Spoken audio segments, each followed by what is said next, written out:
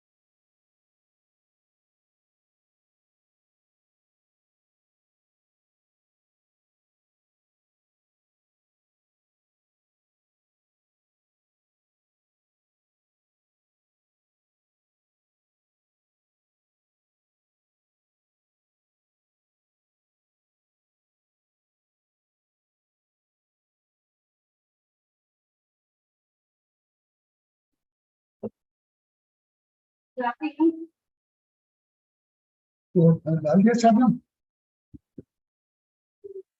अच्छा देख लो।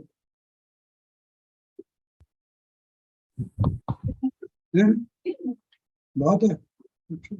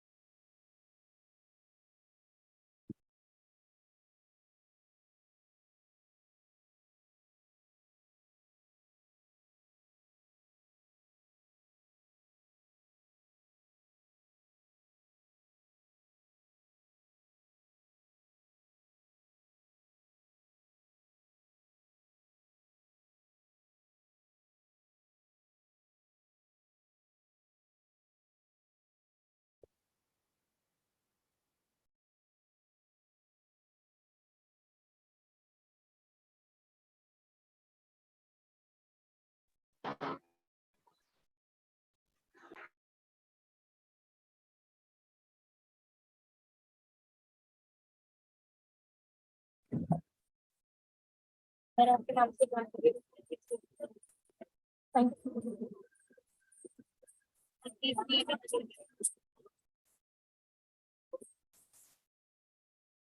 लगेगा फिर।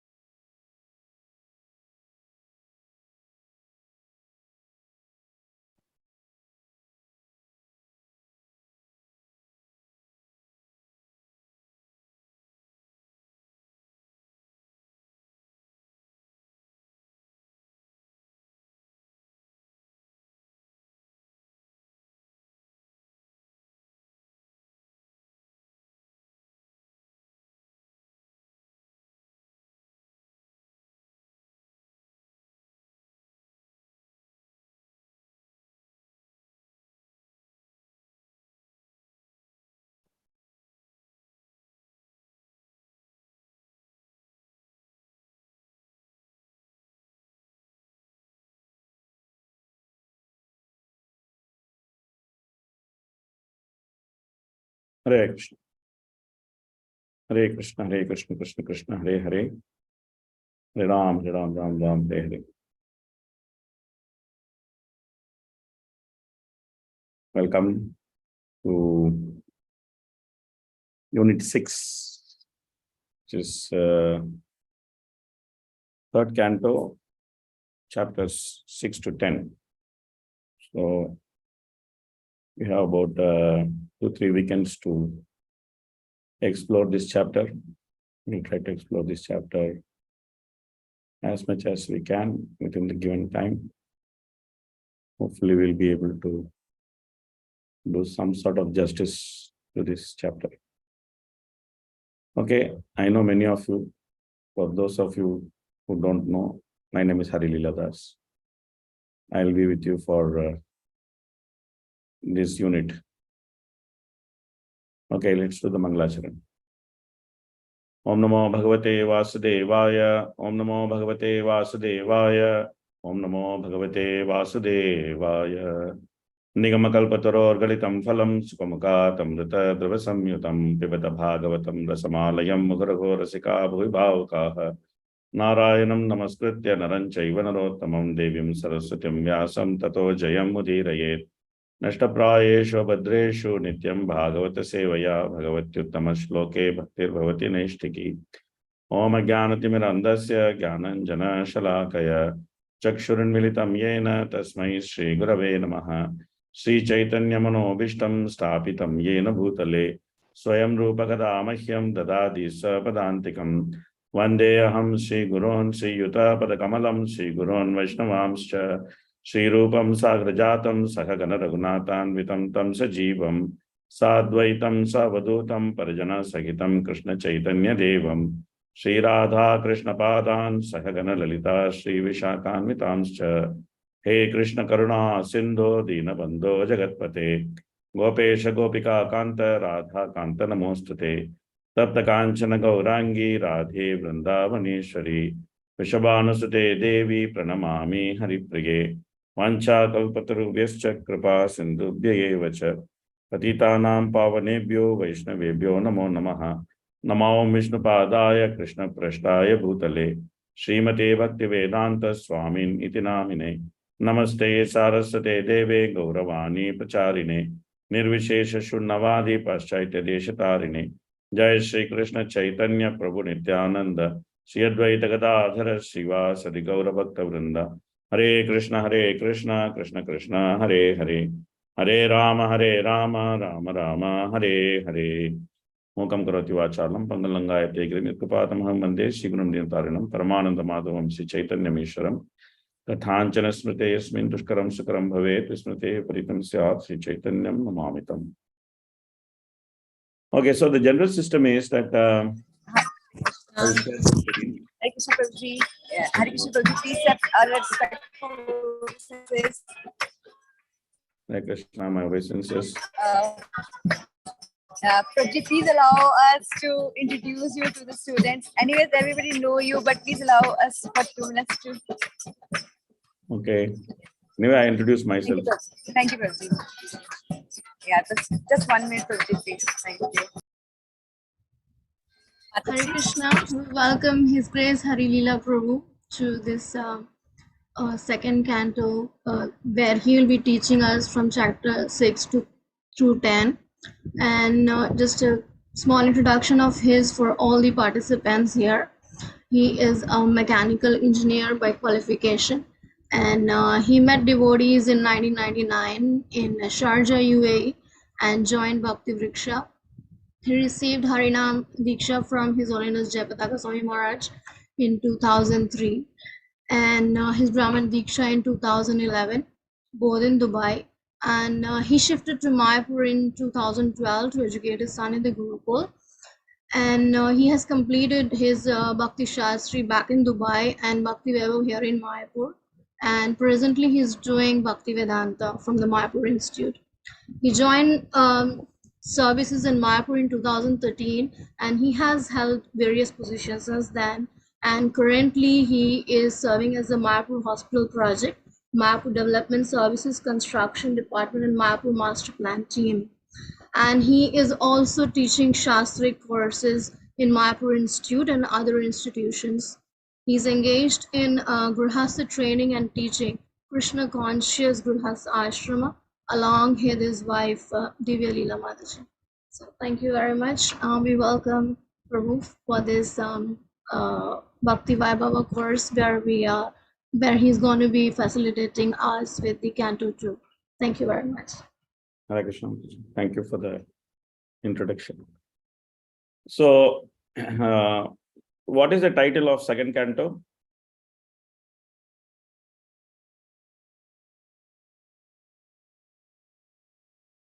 Sannata High. Cosmic manifestation. Yeah. Cosmic manifestation. Cosmic manifestation. Yeah. Prabhupada has given title to each canto. The first canto is called creation. The second canto is called cosmic manifestation. Of course, in the end of this this unit, we will see that there are 10 topics of Bhagavatam, Atra Sarga Visargascha Sthanam Poshanam Mutayaha Manvantare Shana Katha Nirodho Muktirashrayaha.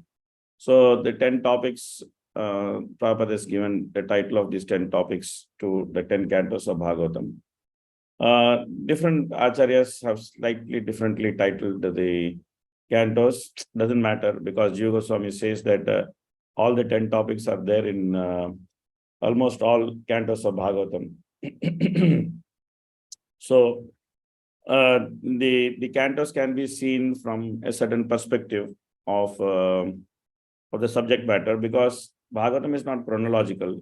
All of you know that it's not necessarily chronological. Sometimes when it wants, it is chronological. Sometimes it just picks up some thread and then just goes on from there. So it's not necessarily chronological, but it doesn't mean that it's not a logical presentation. Only the chronology is not there. But there is a logical presentation. That presentation can be seen from various perspectives. One of the perspective is to actually see it from the perspective of the different topics of Srimad Bhagavatam. And some topics are predominantly discussed in some cantos. Sometimes the first canto is called Introduction, and the second canto is called Creation. Some acharyas have called like that. But Prabhupada calls the first canto as Creation, second canto as Cosmic Manifestation. So since Prabhupada has named it such, so then he like to also follow the same understanding that the second canto actually deals with the cosmic manifestation, because the creation basically is Sarga, which is the creation of 24 elements. The cosmic manifestation is mainly Visarga, which is the creation by Brahma. Now, Visarga has been discussed in the second canto, Visarga has been discussed in the third canto also. But in the second canto is called Visarga because predominantly the philosophy of Visarga has been discussed in the second canto. You get the Chatushloki, you get the questions from Narada that what is the basis of this creation, how it is made, what is maintaining it, how is where it goes, and finally it unwinds, and where it goes, who is holding it, who is behind it, Yatcha, Yadrikcha, Yat Samasta, Yat Samastam, all these different type of questions Narada Muni is asking. And also this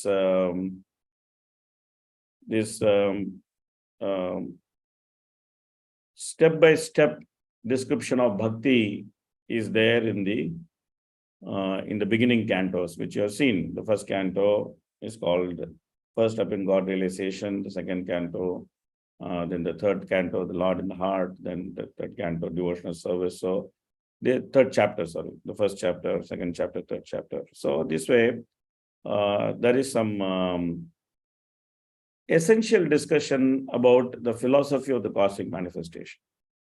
That in the very beginning itself, that discussion starts when Sukadeva Goswami explains what not to hear, what not to chant, and what not to remember. Because Parikshit Maharaj asked Sukadeva Goswami two sets of questions. He asked, what is the duty of dying man?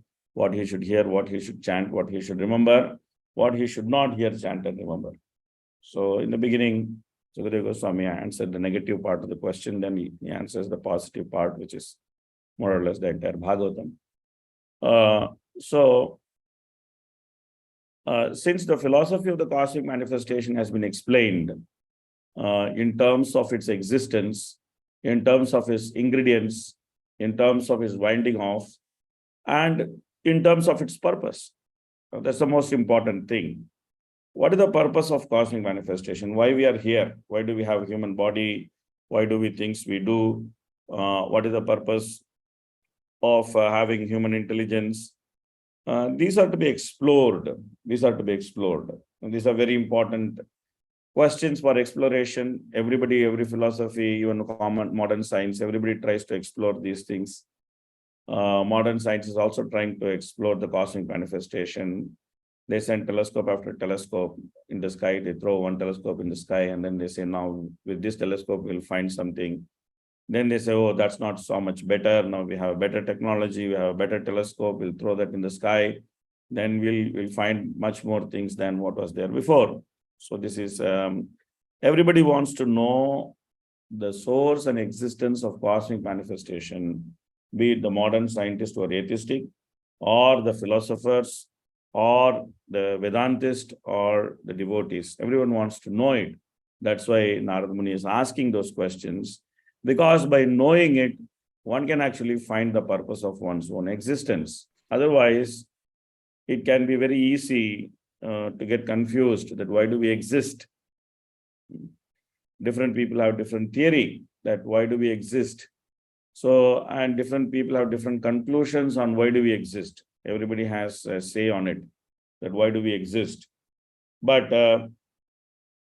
we also know that even though we exist, but the existence itself is not very pleasant. It's not very, very pleasant. It's not a pleasant existence because we have to do activities which we don't like. Like, for example, we have to fall sick, we have to pass stool, we have to pass urine. These things, activities which we don't like, why the body is made in such a way that it has to fall sick, some stinking substance has to come out of it. Why the body has been made in such a way? Why do we have to be what we are? These are questions which everyone is trying to find and also answer for. And why do we die? Everybody is trying to find some answer to these questions. Why do we die? Why do we become old? Nobody wants to become old. At least I don't want to become old. I wish I was always young, but I cannot. I cannot, even if I want, I cannot be always young. I have to become old. I'm thinking I'm still 25, but suddenly I become 50. So one is very intrigued by these questions. So then the answer to these questions you can find in second canto. You can find the philosophy of the existence of cosmic manifestation in second canto. The third canto more deals with the status quo, which is sthanam, which is sthiti vaikunta vijayaha. So the second canto deals more with the philosophy of cosmic manifestation. So therefore, if you actually see second canto from that perspective, you can actually very clearly see that there's a detailed description or the detailed explanation of cosmic manifestation. So from that sense, you can actually understand that why second canto is titled Cosmic Manifestation. So the first half of the second canto, which is the 5 chapters, is not very good way of dividing the canto. Second canto should be divided into 3 parts. It should not be divided into 2 parts, but somehow for the sake of convenience, I think that we divided into 2 parts. Generally, it's good to divide it into 3. 1, 2, 3, 4, 5, 6, and 7, 8, 9. 4, 5, 6, 7, 8, 9, 10. So this is a much better division of second canto. But we live in a fast world. Everybody wants to study fast.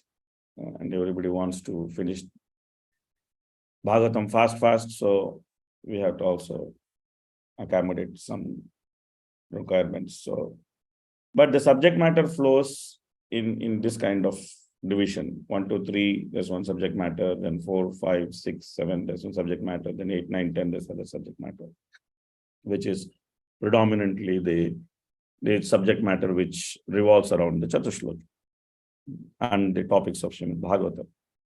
So 4, 5, 6, 7 deals most with the mechanics of the cosmic manifestation, that how it is created, what happens there, and how it is maintained, how the Lord comes and then he maintains everything. So it deals more with the mechanics. And the 1, 2, 3 actually explores the reasons of human existence, and then the problems and the actual solution. So it explores more about what stops you from taking bhakti, and how can you systematically come to bhakti, and how can you actually see within the cosmic manifestation the cause of the cosmic manifestation, which is basically bhakti. You try to see the cause within the effect. The cause is the Supreme Lord. Aham sarvasya prabhavo matas sarvam pravartate iti matva bhajante mam buddha bhava samanvitaha. So aham sarvasya prabhavo matas sarvam pravartate. I am the source of everything. Everything comes from me. So how to find that?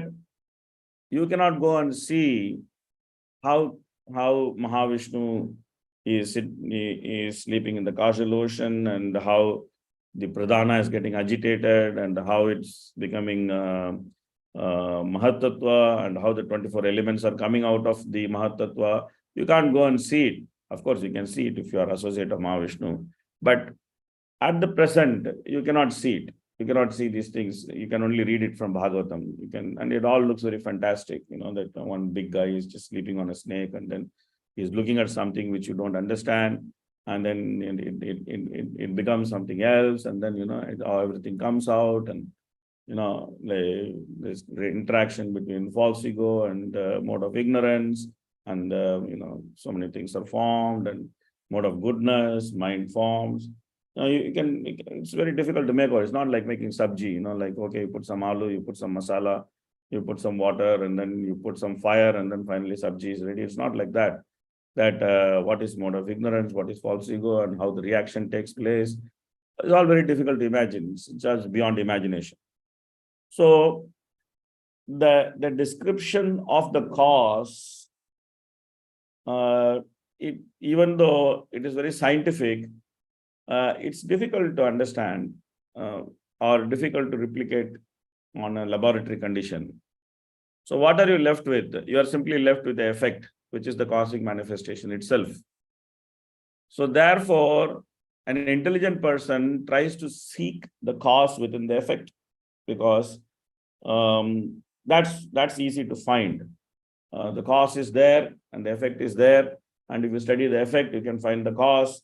The children are there. If you study the children, you can find something about the parents. Because the children are the effect, the parents are the cause. So you study the children and you see how they are, then you can find something about the parents. If not everything, at least you can find something about the parents. So the first 3 chapters simply help us to actually find the cause within the effect. The cause is the Supreme Lord. The effect is the cosmic manifestation. The conditioned soul is thinking the cosmic manifestation is for me. I am supposed to enjoy it, and I am supposed to be happy with it. But he's trying to enjoy, he is not able to enjoy. So he is thinking, why I'm not able to enjoy? Then he starts thinking, when he starts thinking that what is this cosmic manifestation, how it came about, why it is troubling me, then he can actually understand this cosmic manifestation is something which has come for a particular purpose.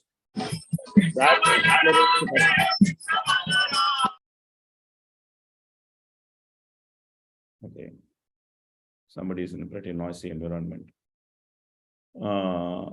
Okay, so that exploration of the purpose of cosmic manifestation, and then within that exploration, finding the cause, that is first 3 chapters. That's first 3 chapters.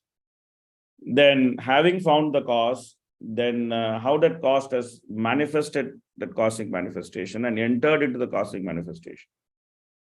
That is from 4 to 7. And then what is the essential philosophy of that cosmic manifestation? Why at all it exists? What is the essential philosophy of it? And within the different stages of the cosmic manifestation, which is like the 10 topics of different stages of cosmic manifestation, nothing more than that. So within the stages of the cosmic manifestation, how to consistently be true to that purpose of existence within the different stages, how to sincerely be true to the purpose of that existence, that's like 8, 9, 10. So that's the broad division of the canto. That's how the canto subject matter is divided. And now from 5, you already started to some extent seeing the mechanics of the cosmic manifestation, that how the cosmic manifestation is there, what are the different components, how it is coming from the Virat Purusha, and how it is manifesting from the Virat Purusha. These things you already started seeing. You already started seeing these things. So that is continued in 6. And the 6 predominantly also explains Purusha Shukta. That's why the topic or the lesson, the chapter title is Purusha Shukta confirmed. Now, what is Purusha Shukta? Purusha Shukta is a Vedic mantra, which is considered very important. And it is found in all the 3 Vedas. It is found in Rig Veda, Yajur Veda, and Samaveda, but some slight differences with one another. But essentially, the core mantra is found in all the Vedas because it explains the Purusha. Now, who is the Purusha? Now, this is a big question of debate. Different philosophers define Purusha according to their understanding in different ways. Of course, in the end of this chapter, this very discrepancy, Brahma will address this very discrepancy which I am saying, that who is that Purusha? Brahma will address that very discrepancy, and he will say these philosophers, they don't have any other work, these people are simply speculating, and you are the original Purusha, but they cannot see you because these guys are simply speculating. So in Bhagavad Gita also, there is this question that what is Prakriti, who is Purusha, who is Kshetra, who is Kshetrajna, what is Jnanam, what is Jneyam. The 6 questions Arjuna is asking in the beginning of 13th chapter. Basically, understanding these 6 principles or misunderstanding these 6 principles is the cause of every known philosophy to be existing in this world. Because any philosophy in this world, any of these philosophies, they simply try to explain these 6 things. Whether it is modern philosophy, or whether it is Vedic philosophy, or whether it is medieval philosophy, Christian philosophy, Muslim philosophy, any philosophy, Jewish philosophy, any philosophy, for whatever it is worth, simply deals with the 6 items. And every understanding or misunderstanding you have in your life, in your own life, whatever understanding, misunderstanding you have, is simply because of not understanding these 6 items. Or if you have a good understanding, is because you understood these 6 items. Because they are the very core, basic, essential thing, which actually explains the existence. Purusha means the enjoyer, Prakriti means the nature, Kshetra means the field of activity, Kshetrajna means one who knows the field of activity, Jnana means the knowledge by which the field of activity becomes known, Jnaya means that object of having that knowledge and acting within the field. What do you want to achieve? That's called Jnaya. So these chapters basically Jnana, Jnaya, Jnaya, especially the object of knowledge, is explored more in the last 3 chapters. The object of knowledge is explored more in the last 3 chapters. But Purusha, Prakriti, Kshetra and Kshetrajna, this is being analyzed in 5, in 6, in 7, and in 8. Of course, Purusha is also the subject matter of 8, 9, and 10. But predominantly, Purusha is the subject matter of 8, 9, and 10 as Jnaya. But in these chapters, especially 5 and 6, Purusha is the subject matter as Kshetra and Kshetrajna. I'm assuming that you are all familiar with these terms, so I'm just trying to explain from that perspective. If you don't have clarity, if you need some explanation, please don't hesitate to just raise your hand and ask a question. Especially this chapter deals with the different subject matters of Purusha Shukta Mantra. And now, what is Purusha Shukta Mantra? It's a Vedic mantra, as I previously said. It's a very important mantra because that's why it is repeated in all the Vedas. And it deals with the creation. And not only deals with the creation, it also deals with the vehicle by which the creation can be properly exploited. What is the vehicle by which the creation can be properly exploited? That vehicle by which creation can be properly exploited is yajna. Yajna means sacrifice. So it also deals with the origin of yajna. It also deals with the origin of yajna, because if you want to create something, you have to sacrifice something. Without sacrificing something, you cannot create. It's simple logic. This is not some big Vedic philosophy. You have to sacrifice your time. You should learn something. You have to you should learn a skill. You have to sacrifice your time, learn a skill, sacrifice some money in learning the skill, and then you can actually do something. You can create something. And then you need ingredients. In order to get the ingredients, you have to sacrifice some money, go to the shop, give the ingredient, give the money to the shop, and then get the ingredients, and then you come, you bring it, and then you cook it or do whatever you did, whatever. So depends on what you're doing. So sacrifice is essential for creation. Now, in the beginning of creation, there's no dravya for sacrifice. There's no dravya. Dravya means materials which are needed for sacrifice. There's no dravya for sacrifice.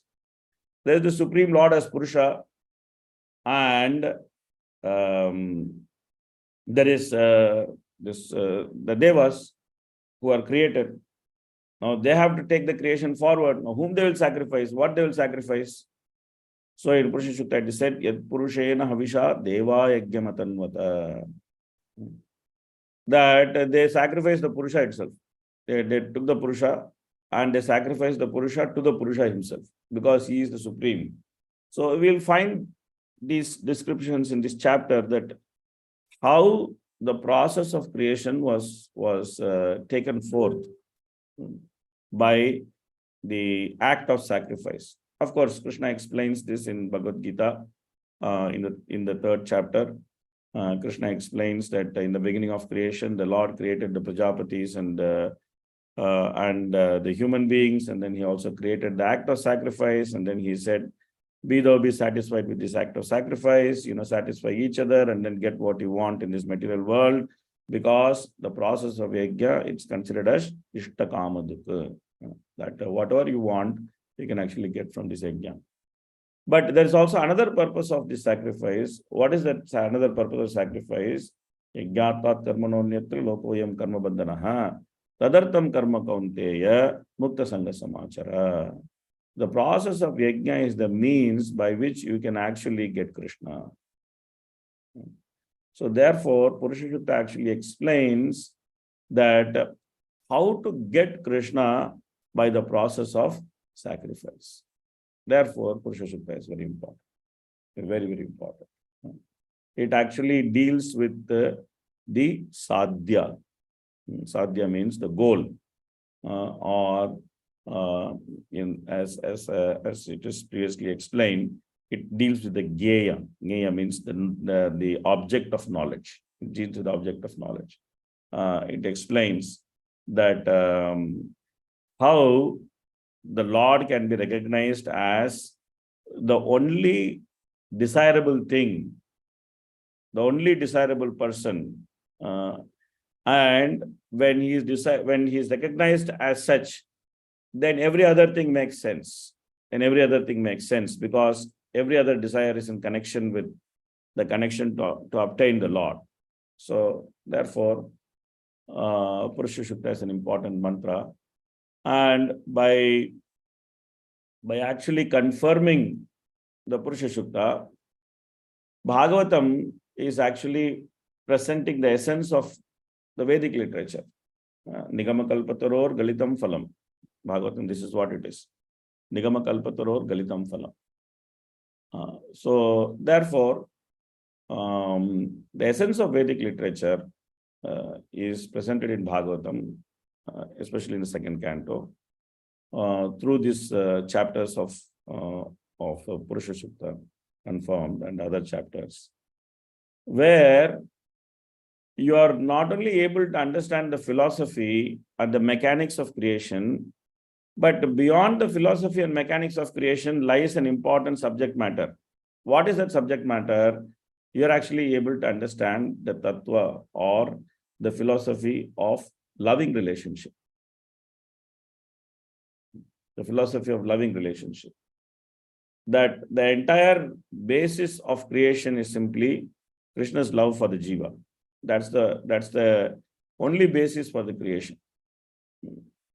So therefore, you're able to understand and appreciate that Krishna's love for jiva, that you're able to actually see that what kind of lover Krishna is.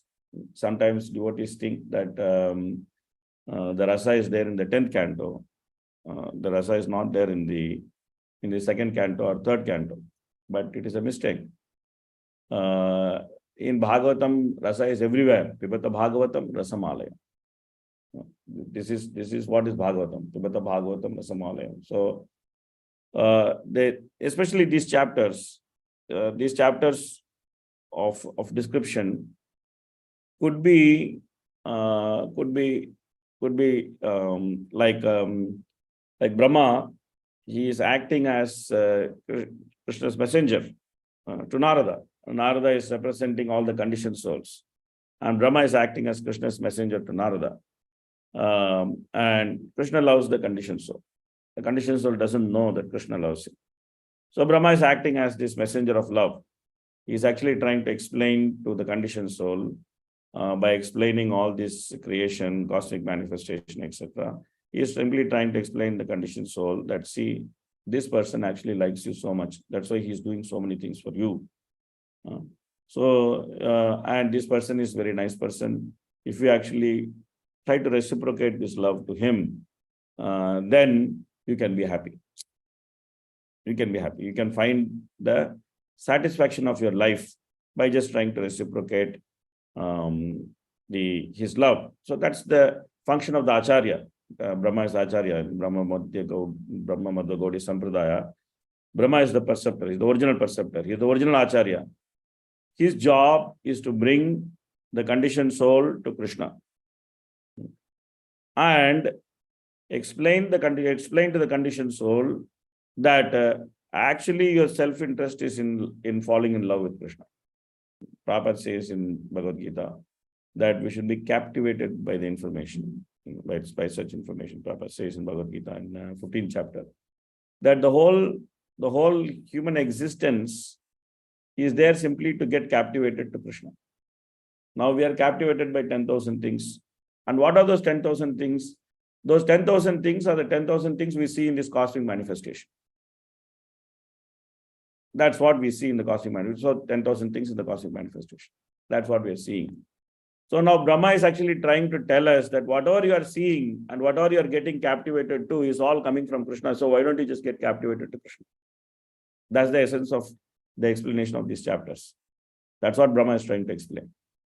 You are in love with your house, you are in love with your land, you are in love with your money, you are in love with your wife, you are in love with your husband. You are in love with nature, you are in love with animals, you are in love with the human society, you are in love with the 10,000 things. But all these things are simply coming from Krishna. So why don't you fall in love with Krishna? It's simple. You fall in love with the source, then your problem is solved. Why are you trying to individually fall in love with this and that and that and this and that? You're breaking your heart. So therefore, there is description in this chapter. You'll find the comparison of the spiritual world and the material world, the Ekpad Vibhuti and Tripad Vibhuti. This is all simply to make us understand that there is a source, and that source is worth falling in love with.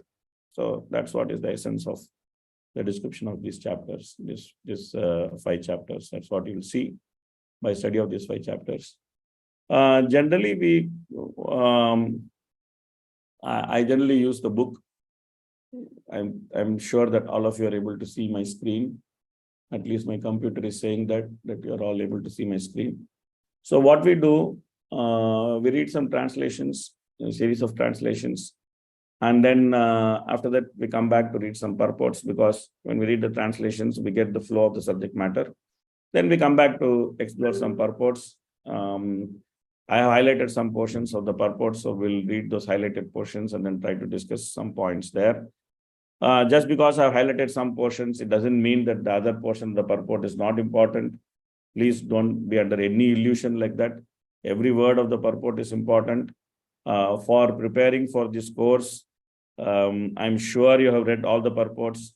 If you have not read all the purports, I humbly request you, please read every line of the purport, every line of the shloka, every line of the word-to-word translation, because we just don't have time to do this. If it left up to me, if I am the deciding person for how to teach Bhagavatam, I would just read everything in the class. That's what I would do. But I am not the person deciding. There's already a time constraint, and the course is running in a certain way, in a certain pace. So therefore, to accommodate the learning process within that given time, some points have been chosen for discussion. It doesn't mean that the other points are not important. I'm again and again telling, don't think that this highlighted portion is the most important portion in the purport, and rest of the portion, if you study, if you don't study, is not good. This is all professional hazard. This highlighting business is a professional hazard. So just to save some time, I tend to do this kind of things. So I'm telling in the beginning itself that it is the responsibility of the students to read every line of the book from end to end. If you do that, the classes will be useful for you. If you don't do that, the classes may not be so much useful for you.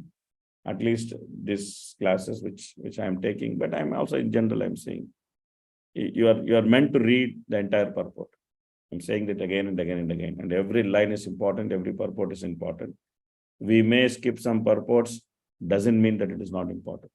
At least we'll try to do all the translations within the given time. Hopefully we'll have time, and hopefully we'll finish on time. If we don't finish on time, we may extend a little bit. Okay. So the system is, again, I'm saying the system is that generally, I always ask for a reading order, because then devotees are not confused. They know that who has to read after whom. So,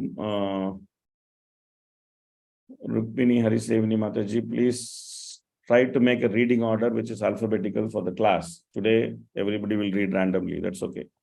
But from tomorrow onwards, you please try to have a reading order which is like alphabetical order, so that there's nothing to guess. Everybody knows as to who is to read after the next person. And then on that order, you will keep reading the translations and purports. So that's what we'll do. And then we'll have some discussion in between. There is no specific question answer time. Whenever you want to ask a question, you simply raise your hand and ask a question. Sometimes after finishing a section or after finishing a chapter, I may ask that, do you have any questions? That's okay. But in general, the system is that whenever you have a question, you raise your hand and ask the question. Or whenever you want to make a comment, you feel compelled to speak, you have some contribution for the class, which can actually improve the learning experience of the class, please feel free. Please raise your hand and please contribute. I'm not supposed to be the only speaker here. I encourage everyone to speak. Request, please all follow alphabetical order. It doesn't work like that. People start guessing whose name is coming after whom. You have to prepare an alphabetical order. Names, you know, all the students' name in the class. You should arrange it in alphabetical order, and you should post it on the chat box. Then people will be able to see that, yes, I have to read after this person. So that's, I was told you are the coordinator, so that's why I'm telling you that please do it. Today we'll read randomly. Anybody who wants to read can read. Today we'll not so much follow the alphabetical order. Just free for all. Anybody can read. For asking question, raise electronic hand. Okay, if you don't know how to raise electronic hand, you raise both your hands and start dancing. Then I know that you want to ask a question. Then I'll just let you ask the question. Okay.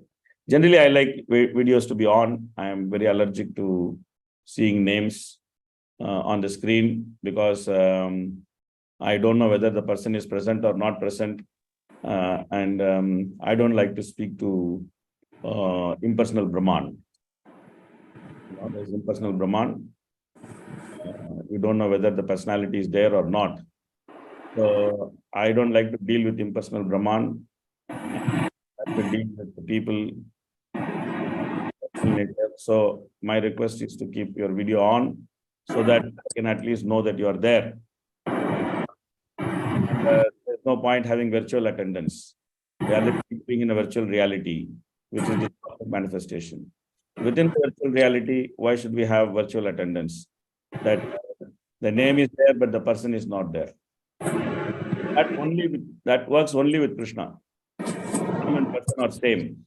Krishna and his name, they are same. If Krishna is present and Krishna's name is present, Krishna's name can do what Krishna does. But if we think that our name can do what we do, that's a misconception. Then we become Mayavadi. That our name is there on the screen. We have gone out to do something. We have gone to do shopping. We have gone to do cooking. We have gone to do drop our child at the school, whatever it is. And then we come back and we think that our name has heard, our computer has heard everything. By this, I have understood the whole Bhagavatam. We are in illusion. It doesn't work like that.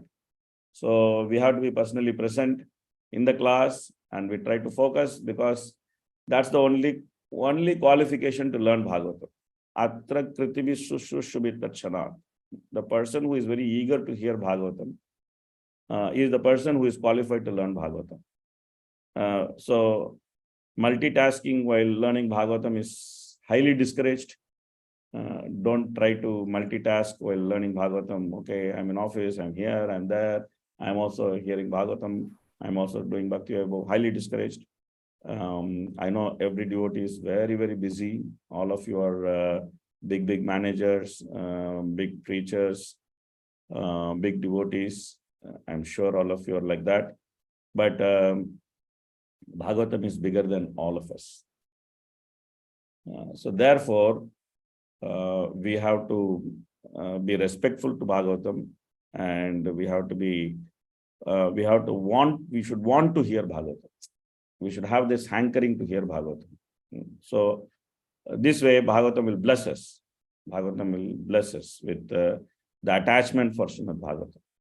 So when you are blessed with attachment for Srimad Bhagavatam, then you are attached to Krishna, because Krishna is Bhagavatam, Bhagavatam is Krishna.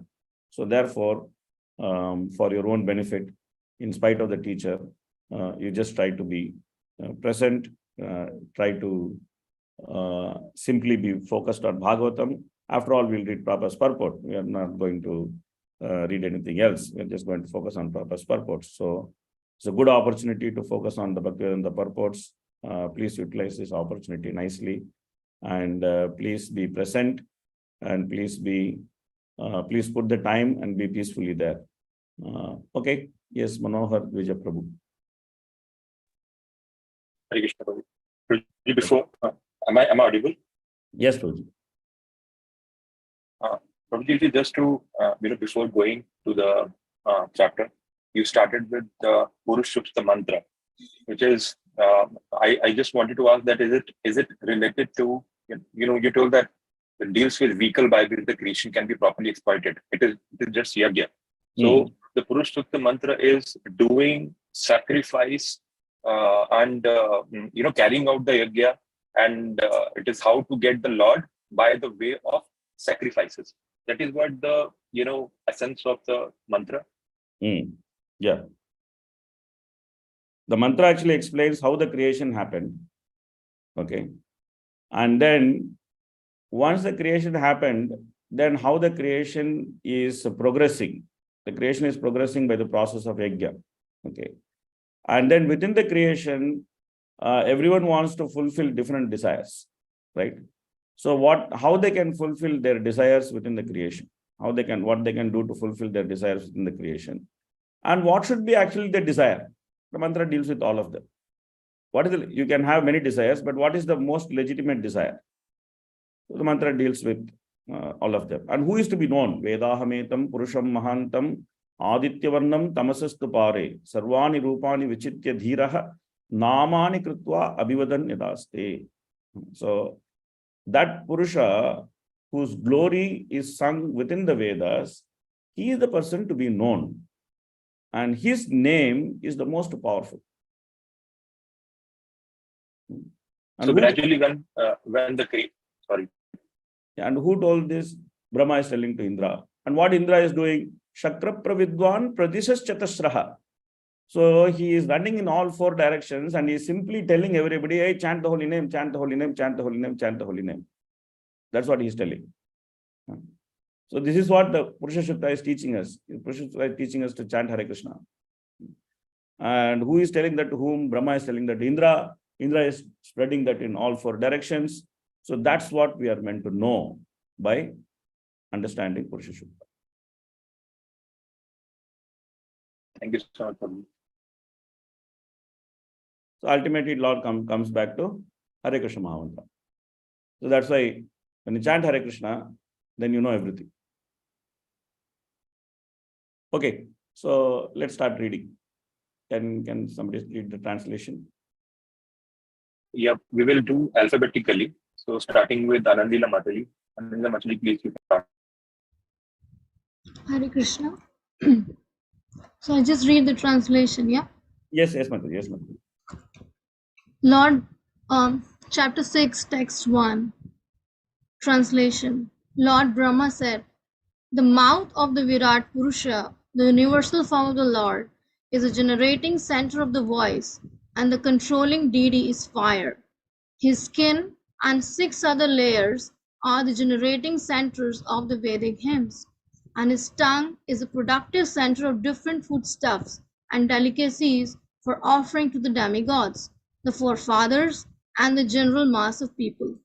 So this is just a continuation from the previous chapter. The Brahma has already started explaining the Virat Purusha, and he is just continuing the explanation of the Virat Purusha. So the subject matter is actually flowing from the previous chapter. So previous chapter itself, he started explaining the Virat Purusha, how he has many heads, many hands, and how the different beings of Varnashram are coming from him. All these things he has already explained in the previous chapter. So now he's just continuing with the explanation. Okay. Yeah, please continue. The next person can read the translation. You can just continue to read translations.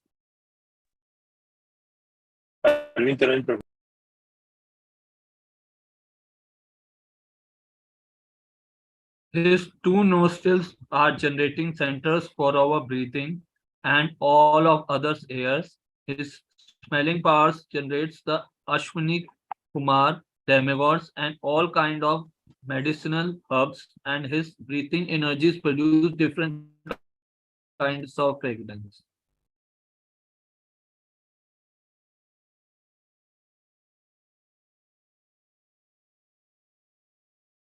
Next. Krishna Prabhuji.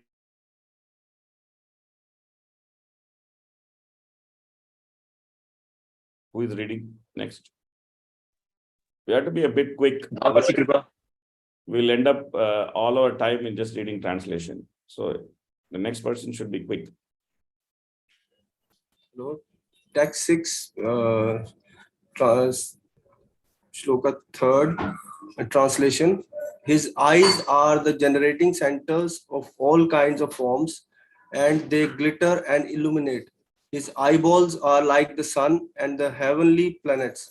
His ears hear from all sides and are receptacles of all the Vedas, and his sense of hearing is the generating center of the sky and of all kinds of sounds. So we can find similar verses in Purusha Sukta also, that Chandrama Manaso Jataha Chaksho Suryo Ajayata Mukadindras Chagnischa Pranat Vayurajayata Nabhya Asid Antariksham Shirshnodyav Samavartata Padhyam Bhumishtishrortrat Tata Lokagama Kalpayan. So again, in Purusha Sukta, this similar description is there, how moon comes from his mind, the sun comes from his eyes, Chandrama Manaso Jataha Chaksho Surya Jayata Mukadindras Chagnischa, the Agni comes from his mouth, which we saw in the previous verse. Then Pranat Vayurajayata, by his breathing that we saw also previously. The breathing sense comes by his breathing. And then, so like that, there's the same subject matter of Purusha Sukta, where the essential things are given in Purusha Sukta, not the entire thing is given in Purusha Sukta, because Purusha Sukta is just about 18 shlokas.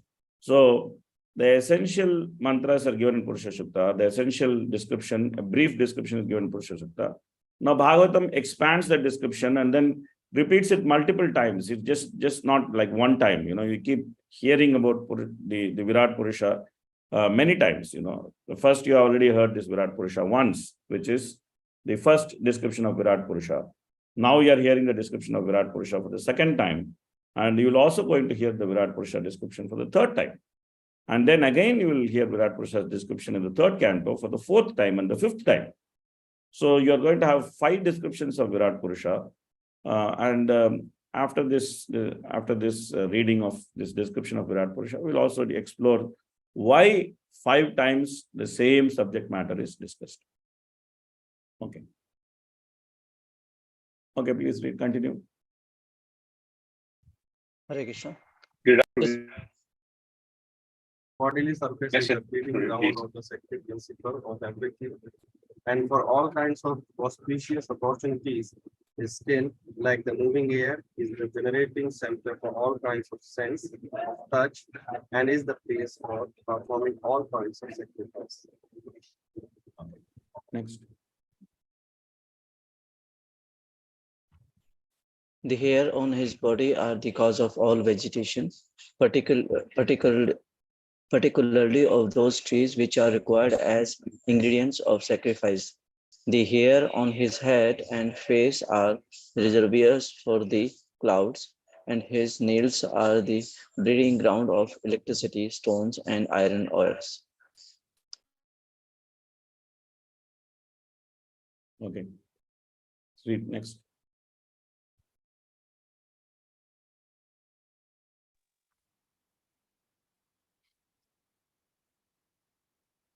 The Lord's arms are protective fields for the great demigods and other leaders of the living entities who protect the general mass.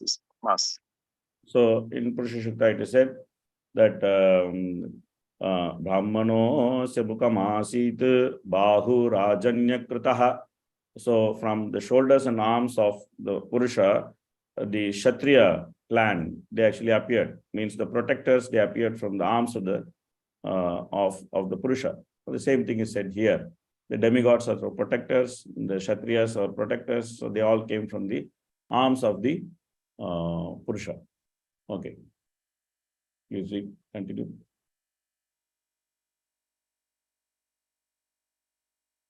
Thus, the forward steps of the Lord are the shelter for the upper, lower, and heavenly planets, as well as for all that we need. His lotus feet serve as protection from all kinds of fear. Okay, next. From the Lord's genitals originate water, semen, generatives, rains, and the procreators. His genitals are the cause of a pleasure that counteracts the distress of begetting. Okay, next. O Narada, the evacuating outlet of the universal form of the Lord is the abode of the controlling deity of death, Mitra, and the evacuating hole and the rectum of the Lord is the place of envy, misfortune, death, hell, etc. Okay, next. The back of the Lord is a place for all kinds of frustration and ignorance, as well as for immorality. From his veins flow the great rivers and rivulets, and on his bones are stacked the great mountains. Yes. Okay, next.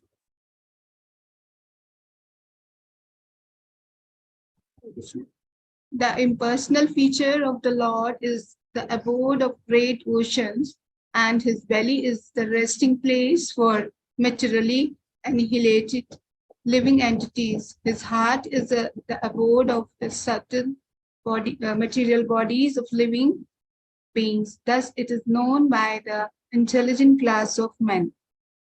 Okay.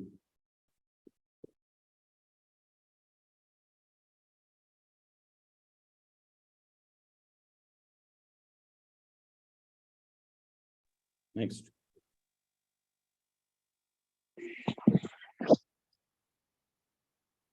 Also, the consciousness of that great personality is the abode of religious principles. Mine, yours, and those of the 4 bachelors, Sanat, Sanatan, Sanat Kumar, and Sanandan. That consciousness is also the abode of truth and transcendental knowledge. Okay, next.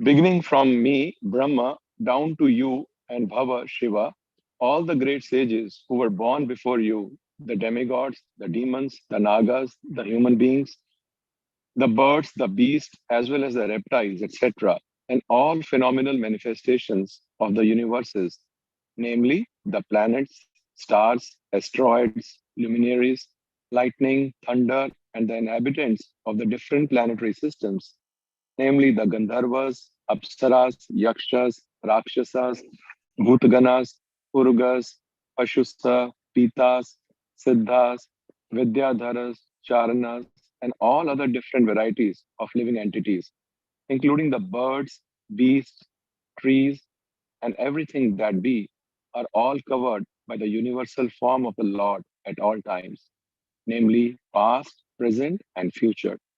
Although he is transcendental to all of them, eternally existing in a form not exceeding 9 inches. So the same verse can be also found in Purusha Sukta. In fact, even the words are very similar. Sarvam Purusham Evedam Bhutam Bhavyam Bhavakchayat Tenedam Avritam Vishwam Vitishtam Aditishtati. If you see in Purusha Sukta, there is also similar verse like this. Purusha Evedagam Sarvam Yat Bhutam Yatcha Bhavyam Udamritatvaseshanaha Yadannenatirohati Etavanasya Mahima Ato Jaya Gamsta Purushaha. So almost even wordings are similar. So Purusha Evedagam Sarvam. So it says Eve Sarvam Purusha Evedam. Yat Bhutam Yatcha Bhavyam. So it says Bhuta Bhavyam Bhavakchaya. So that's why this chapter is called Purusha Sukta confirmed, because it goes very close with Purusha Sukta.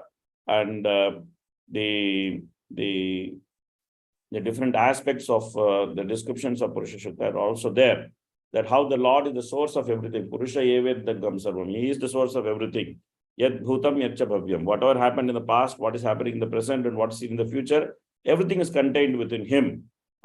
And what he is doing, he is actually exceeding this cosmic manifestation, because he is not part of this cosmic manifestation, even though he is the source of the cosmic manifestation, but he is not part of the cosmic manifestation.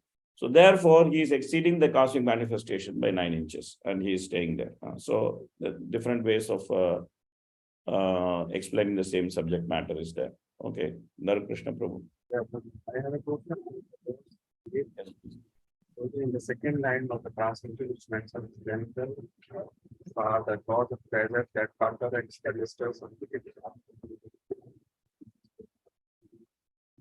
Your voice is verse number 8.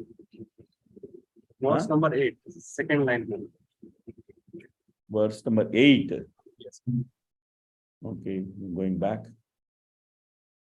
His genitals are the cause of the pleasure that contracts the distress of begetting. Yes. You're asking about that line? Yes. Yeah, we'll wait for the purport. When we read this purport, we'll actually understand that. The Prabhupada actually gives a whole description of this in the purport. That purport we are going to read in full.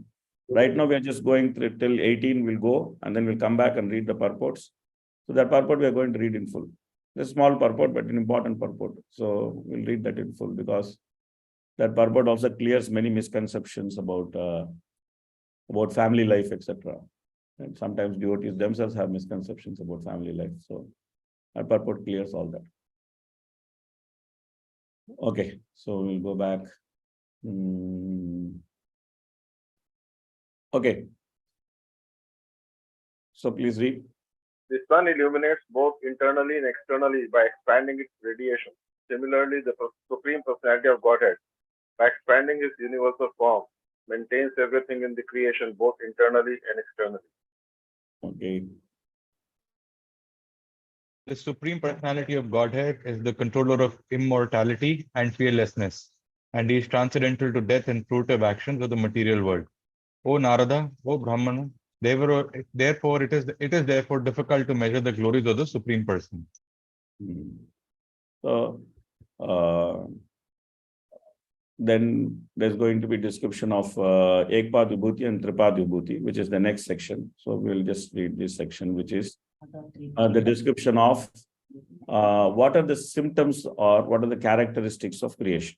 So this first section deals with the different characteristics of creation. So many different things are there in creation. So that's what it deals with. So we'll read, you can read the highlighted portion of the purport.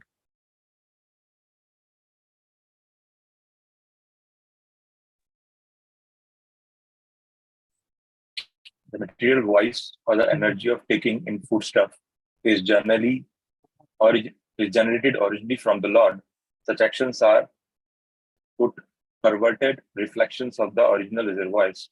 The transcendental situation is not without spiritual variedness. In the spiritual world, all the perverted forms of material variedness are fully represented in their original spiritual identity.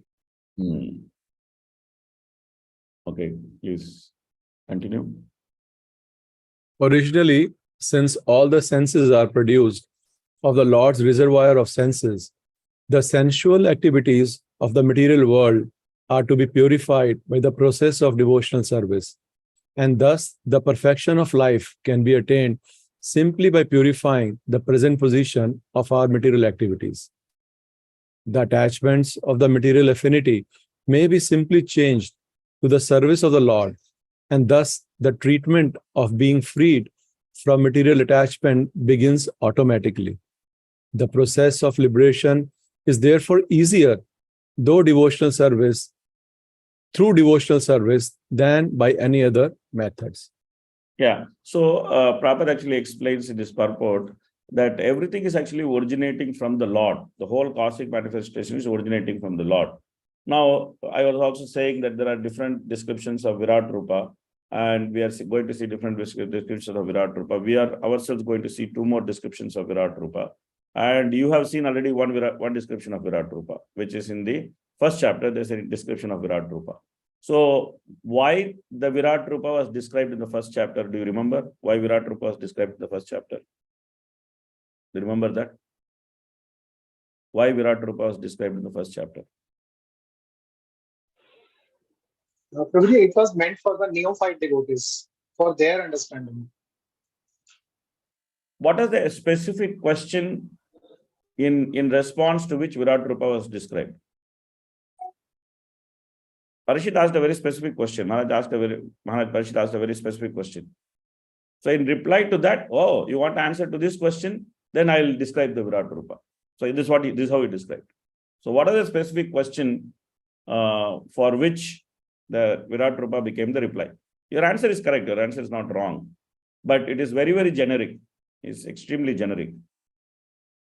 So I want a specific answer. He asked about the Purusha avatars and Lila avatars, and in that description that was said. No. That all he asked in the first canto. He asked about the Dharanashraya, that what was the dhar, how to take the ashraya. And no, you're speculating. You're speculating.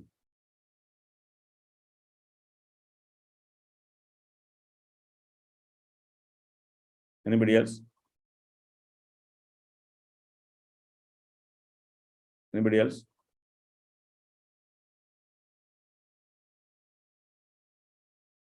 Okay, no one wants to try. Okay, so Parishit asked Sukadeva Goswami how to remove the dirty things in the heart. That was his question in the first chapter. Okay, when Sukadeva Goswami was explaining about various things, that why a person gets conditioned into conditioning life, he actually said that the cause of that is manomalam, the dirty things in the heart. Okay, so then when Sukadeva Goswami explained or identified the dirty things in the heart is the cause of the conditioning of the living entity, then immediately Parishit Maharaj asked this question: how to clean up these dirty things in the heart? Purushasya manomalam. How to clean up all these dirty things in the heart? So when he asked this question, then Sukadeva Goswami said, oh, a person who wants to actually clean up the dirty things in the heart, what he should do, he should actually finish all his duties, and then in the evening, he should actually sit and he should meditate on the universal form. That's how the universal form was described first. Now, the second question is, so what is the connection between dirty things in the heart and meditation on the universal form?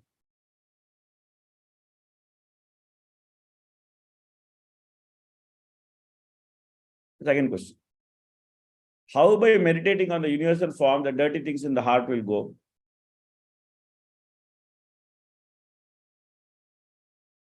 Because this is the question and this is the answer. The question was asked that how to remove the dirty things in the heart. So the answer was given that you please meditate on the universal form. So now, what is the connection between these two?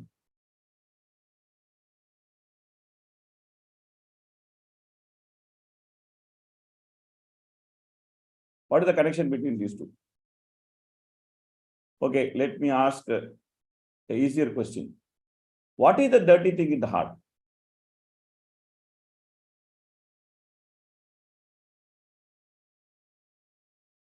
Let's go there. There is a propensity to enjoy the material things. That is the dirty thing. Correct. Okay. Controller. See 1.22 Raja Uvacha. Yata sandayate brahman dharanayatra sammata yadrishiva haretasu purushasya manomalam. Oh, the fortunate in Parishit inquiring said, "Oh, Brahmana, please describe in full detail how and where the mind has to be applied and how on the conception has to be fixed that the dirty things in the person's mind can be removed." This is his question. This is his question. That how to remove the dirty thing in the heart. So, in reply, he said that one should control the sitting posture, regulate the breathing process, yogi pranayama, and then control the mind and senses, and apply the intelligence and the gross potential of the Lord called Virat Rupa. So now, what is the connection between these two? This is the question. So what is the dirty thing in the heart? That somebody explained, answered. That what is the dirty thing in the heart? The dirty thing in the heart is the enjoying mentality.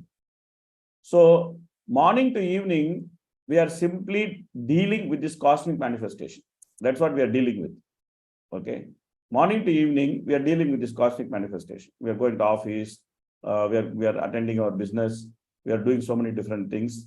And we are trying to earn some money, we pacify the customer, try to cook for the husband or try to cook for the wife, whatever the case may be. So from morning to evening, we are dealing with the cosmic manifestation with the idea that how this cosmic manifestation can be enjoyed. That is how our day is going. Okay. Normally, a conditioned soul day is going from morning to evening in dealing with the different aspects of the cosmic manifestation. And then he is thinking how to enjoy this cosmic manifestation. Oh, Mayapur is so hot. So let me go to Darjeeling and let me stay there for some time because Mayapur is so hot. What is this? This is simply enjoying the cosmic manifestation. Because in the cosmic manifestation, there's a place called Darjeeling, which is very cool. So you go from Mayapur to Siliguri, and then from Siliguri, you can go to Darjeeling, and then you can feel very cool. So in every activity of ours, we have to deal with this cosmic manifestation. And when we deal with this cosmic manifestation, we are actually trying to enjoy it. Right? This is clear? Is this clear? Is this part clear? Okay. And that enjoying mentality is the dirty thing in the heart. Why it is a dirty thing in the heart? Because this cosmic manifestation doesn't belong to us. It doesn't belong to us. Okay. It doesn't belong to us. It belongs to Krishna. And we are trying to enjoy it. And we are trying to enjoy it with this mentality, not devotees, but those who are conditioned souls, or sometimes devotees also. They're trying to enjoy it without thinking that it belongs to Krishna. So without thinking that I am actually using what belongs to Krishna for my enjoyment, without thinking, he's trying to enjoy it. So therefore, the meditation on the Virat simply teaches him that each and everything is actually Krishna's body. Now, I am going to market, I am buying vegetables. This vegetable is actually come from Krishna's bodily hair, because Krishna's bodily hair are the plants and the trees. So this vegetable I am buying is actually come from Krishna's bodily hair. Yeah. So I am drinking some mineral water from the bottle. And this water has come from Krishna's veins, which is the river. I am going in the sun and I am taking some sun bath. That sun is simply Krishna's eyes. I am enjoying moonlight dinner with my wife. That moon is simply Krishna's mind. So everything I am dealing day to day in my life from morning to evening simply is coming from Krishna. That is what the meditation on the Virat actually teaches us. Then next time you see a tree, you don't see it as a tree which is meant for your enjoyment. You simply see the tree as the bodily hair of Vishnu. Here is a tree, this is bodily hair of Vishnu. Now what this tree has a flower. Then naturally, because it is bodily hair of Vishnu, that flower, if it is taken, it should be offered to Vishnu. Instead of giving it to a girlfriend and then telling, oh, my rose is a rose, is a rose, is a rose. It should be offered to Vishnu. And after offering it to Vishnu, you give it to your wife, you give it to a girlfriend, whatever it is. Give, no problem. But the first right of that goes to Vishnu, because you took it from him. You took it from him. So every dealing we have, everything we do, we actually start recognizing that I'm drawing it from Vishnu's body. I'm drawing it from the body of the Purusha. So that when you have that thought process, when you become aware of the connection, the sambandha, then the abhidaya becomes natural. Then the abhidaya becomes natural. Then you offer it, then you understand the value of the process of yajna, you understand the process of japa, you understand everything properly, and then you apply yourself peacefully into these things. And that cleanses the heart. That's how the enjoying mentality simply goes away. So that's one purpose of the cosmic manifestation. The description of the Virat Rupa in the beginning, to see everything as the body of Vishnu. And to actually understand that I'm getting my maintenance from the body of Vishnu. I'm not getting my maintenance because I am so-and-so, I'm a mechanical engineer. So in the beginning, I was given an introduction that he is a mechanical engineer and he was working in Dubai. No, I'm not getting my maintenance because I'm a mechanical engineer and I learned something and then I have a job and I'm just getting some money. I'm not getting my maintenance from that. I'm getting my maintenance from the body of Vishnu. And I myself am part of that body of Vishnu.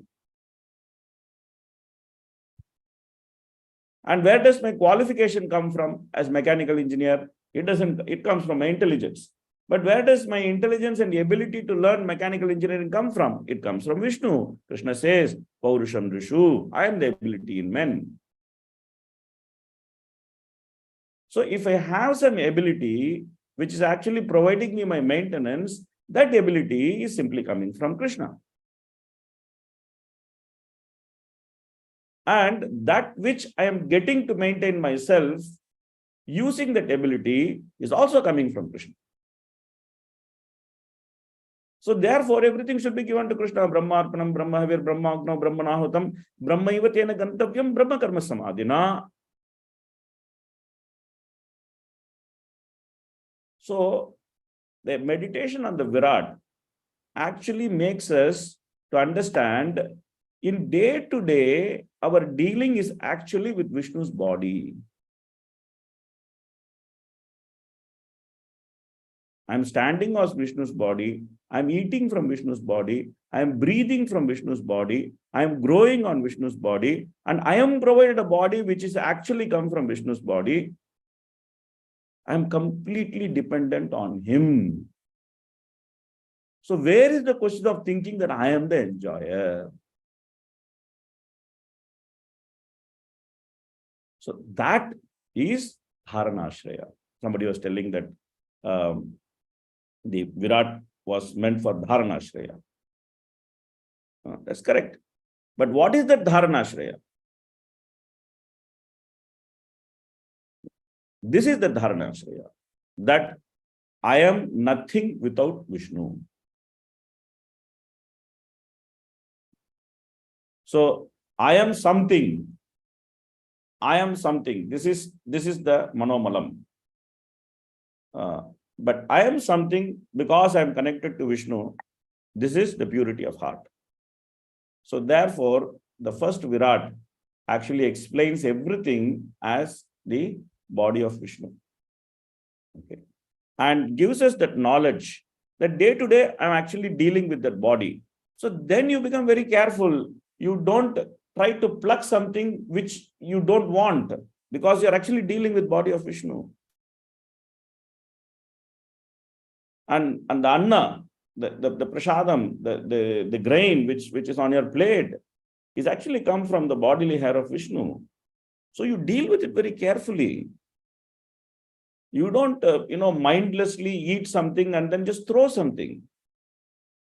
When you're taking prasad, you make sure that every morsel is finished. You don't think that, okay, I don't like it, throw it. You don't become careless in dealing with the body of Vishnu.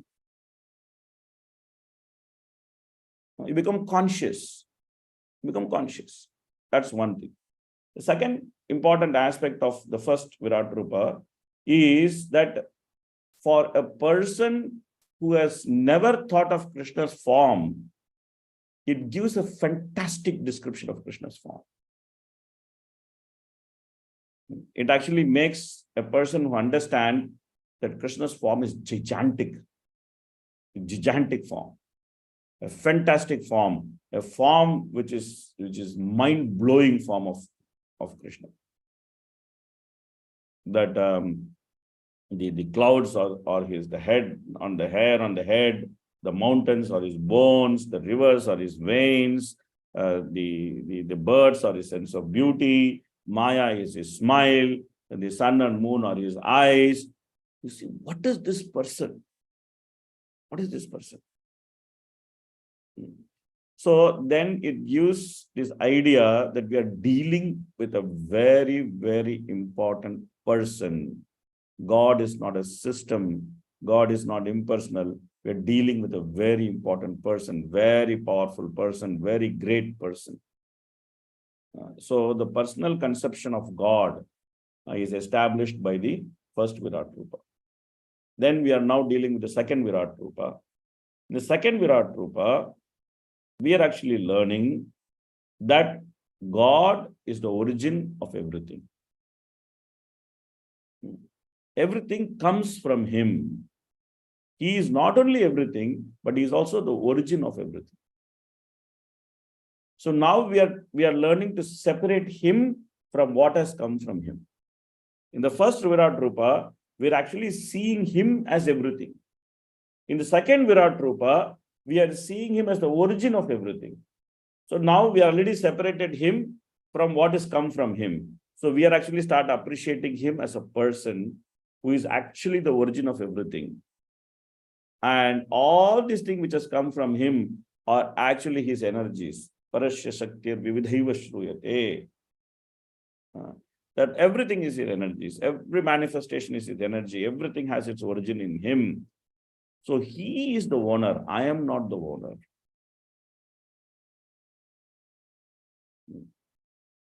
The misconception of the false ownership of the material world is removed by studying the second Virat Rupa. That you become very clear that Krishna is the owner, Vishnu is the owner. Upanishad says that in one line. It doesn't explain much. It simply says, Ishavasyam idam sarvam. Krishna doesn't explain that much in Bhagavad Gita. He simply says, Aham sarvasya prabho mattas sarvam pravartate. Because in Bhagavad Gita, Krishna doesn't have time. There's a war, there's to be fought. Now, Arjuna is there, he's confused. So there is a quick counseling session. And then after the counseling session, Arjuna is already ready to fight. So Krishna very speaks at very high level in Bhagavad Gita. He doesn't get into details. Everything he explains to Arjuna at a high level, because Arjuna is such a competent student that he can actually understand everything. But in case of Sukadeva Goswami and Parikshit, they have 7 days and 7 nights. They are not like, okay, next 1 hour, let's finish our conversation and we have fighting business, let's just go and fight. They don't have that compulsion. They have 7 days and 7 nights. And then Parikshit is a very attentive listener. And he's so much interested to know. He's so interested to know. So therefore, Sukadeva Goswami is the most qualified speaker and he's really speaking. He's really speaking. The guy is so intent in listening and this person is so expert in speaking. So therefore, they are a very good combination. And in that combination, a lot of detail flows, So when we actually get into the detail, then we can also enjoy the conversation. Otherwise, it is same Virat Rupa, previously also explained, now also explained, again explained. Probably these guys don't have any other subject matter to fill up the Bhagavatam. They have to fill up some 2-3 cantos. They don't have any subject matter to fill up 2-3 cantos. So they simply kept speaking the same thing again and again and again and again. No. Every Virat has its separate, independent purpose. So the Virat, the purpose of second Virat is actually to understand, to make us understand that Krishna is separate from the cosmic manifestation and is the origin of the cosmic manifestation. And the cosmic manifestation is simultaneously same and different from him. And he is the owner of it. We are not the owner of it. So therefore, we should deal with this cosmic manifestation as another person's property. We should not deal with the cosmic manifestation thinking that this is my property. Means that it's not only the another person, but he is the most lovable another person. So when you actually understand that, then you deal with his property very carefully, very carefully. Like sometimes, my wife, she has something which her mother gave it to her. She keeps it very carefully because she understands that, her mother has given her to her with a lot of love. So she keeps those things. Oh, this is my mother gave, this is my grandmother gave, this my great grandmother gave. And she is like keeping all those things very nicely, very carefully, very nicely maintained. And then if someone asks her sometimes people ask her some vessel or something, they say, oh, this is my mother gave it to me, you please return it back to me nicely. She's like, why? Because she doesn't see it as just like a vessel. She actually sees it as representation of the love of that person. So therefore, we actually learn to see this cosmic manifestation as the representation of Krishna's love for us. Then we understand this belongs to him, but he's actually giving it to us. So we should deal with it nicely. We should deal with it nicely. We should not simply blindly think, oh, everything is meant for my enjoyment. Or lament, oh, why things are not meant for my enjoyment. Why somebody else is enjoying. So therefore, the second cosmic manifestation, the second set of cosmic manifestation actually deals with this point that everything has its origin in Krishna, and Krishna is the owner of everything. That's what Prabhupada says in this purport, that everything comes from him. Everything comes from him. Therefore, devotional service means simply utilizing whatever we have to offer it back to him, because everything belongs to him. whatever we have also belongs to him, be it a skill or be it a resource or be it a particular facility, everything belongs to him. So therefore, utilizing it for his satisfaction is the best utilization of what we have. That's the lesson which we get from the second cosmic manifestation. So, okay. Please read. Please read the purport. A sane person must know for certain that a living being, however powerful he may be, is neither absolute nor independent. All living beings must accept the origin of their specific power as mentioned in this verse. As long as the powerful men of the world don't accept the origin of their respective powers, namely the personality of Godhead, the actions of Maya, illusion will continue to act. The intelligent class of men, therefore, must admit the Lord as the ultimate source of all energies and thus pay tribute to the Lord for his good blessings. Whatever a person may be in the estimation of the social order of things, if a person tries to reciprocate a feeling of love towards the Supreme Personality of Godhead and is satisfied with the blessing of the Lord, he will at once feel the highest peace of mind for which he is hankering life, after life. Peace of mind, or in other words, the healthy state of mind, can be achieved only when the mind is situated in the transcendental loving service of the Lord. Yeah, continue, Prabhuji. Whatever is Okay. Okay. The parts and parcels of the Lord are endowed with specific powers for rendering service unto the Lord, just as a big business magnate's sons are empowered with specific powers of administration. The obedient son of the father never goes against the will of the father and therefore passes life very peacefully in concurrence with the head of the family, the father.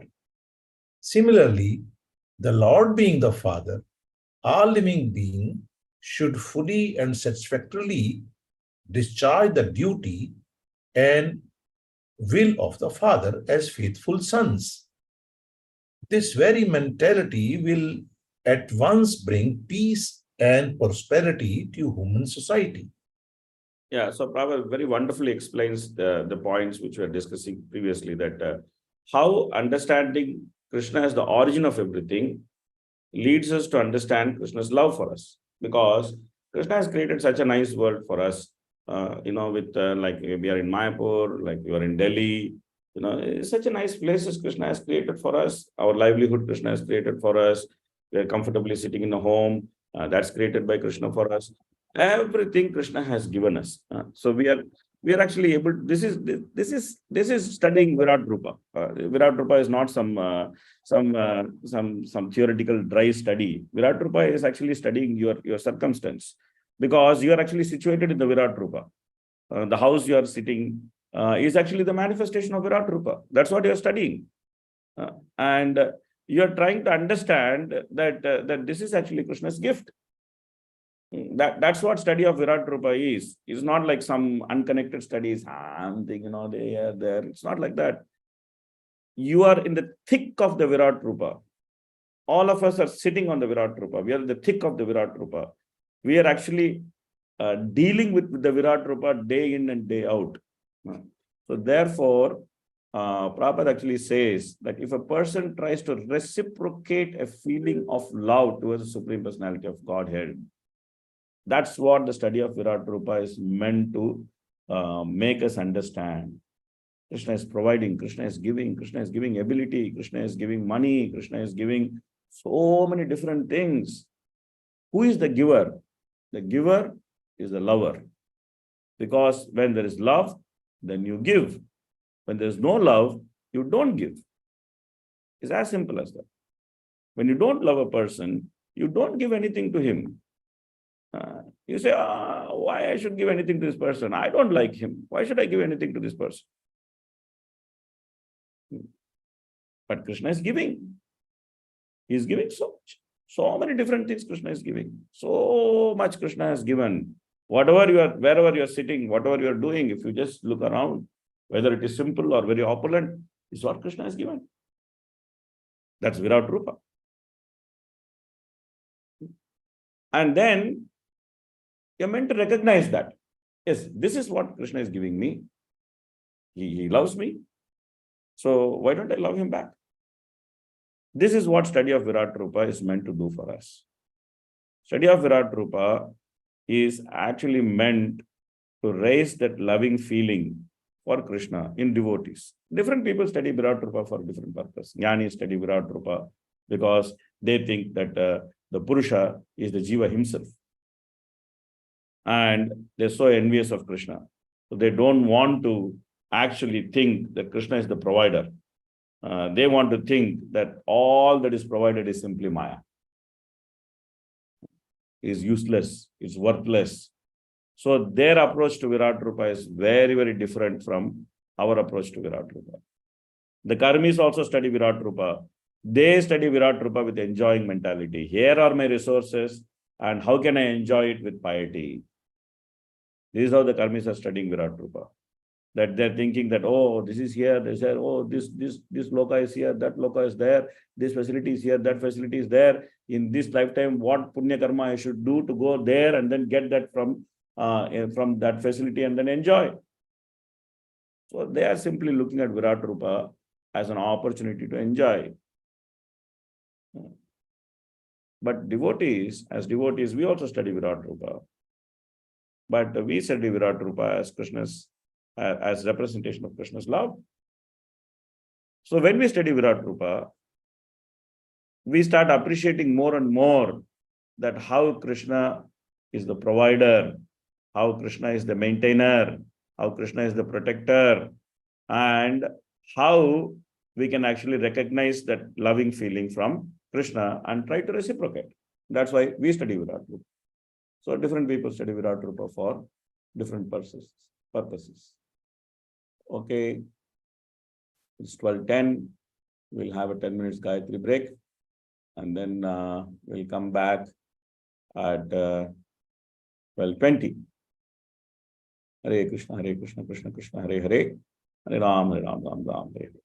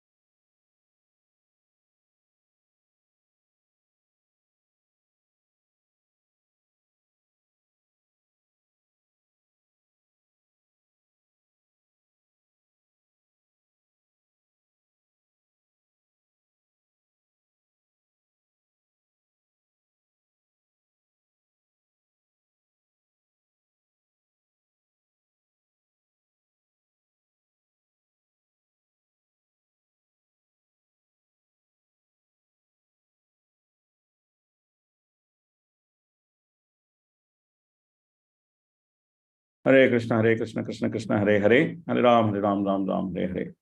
Welcome back. Let's continue. Okay, please read the purport.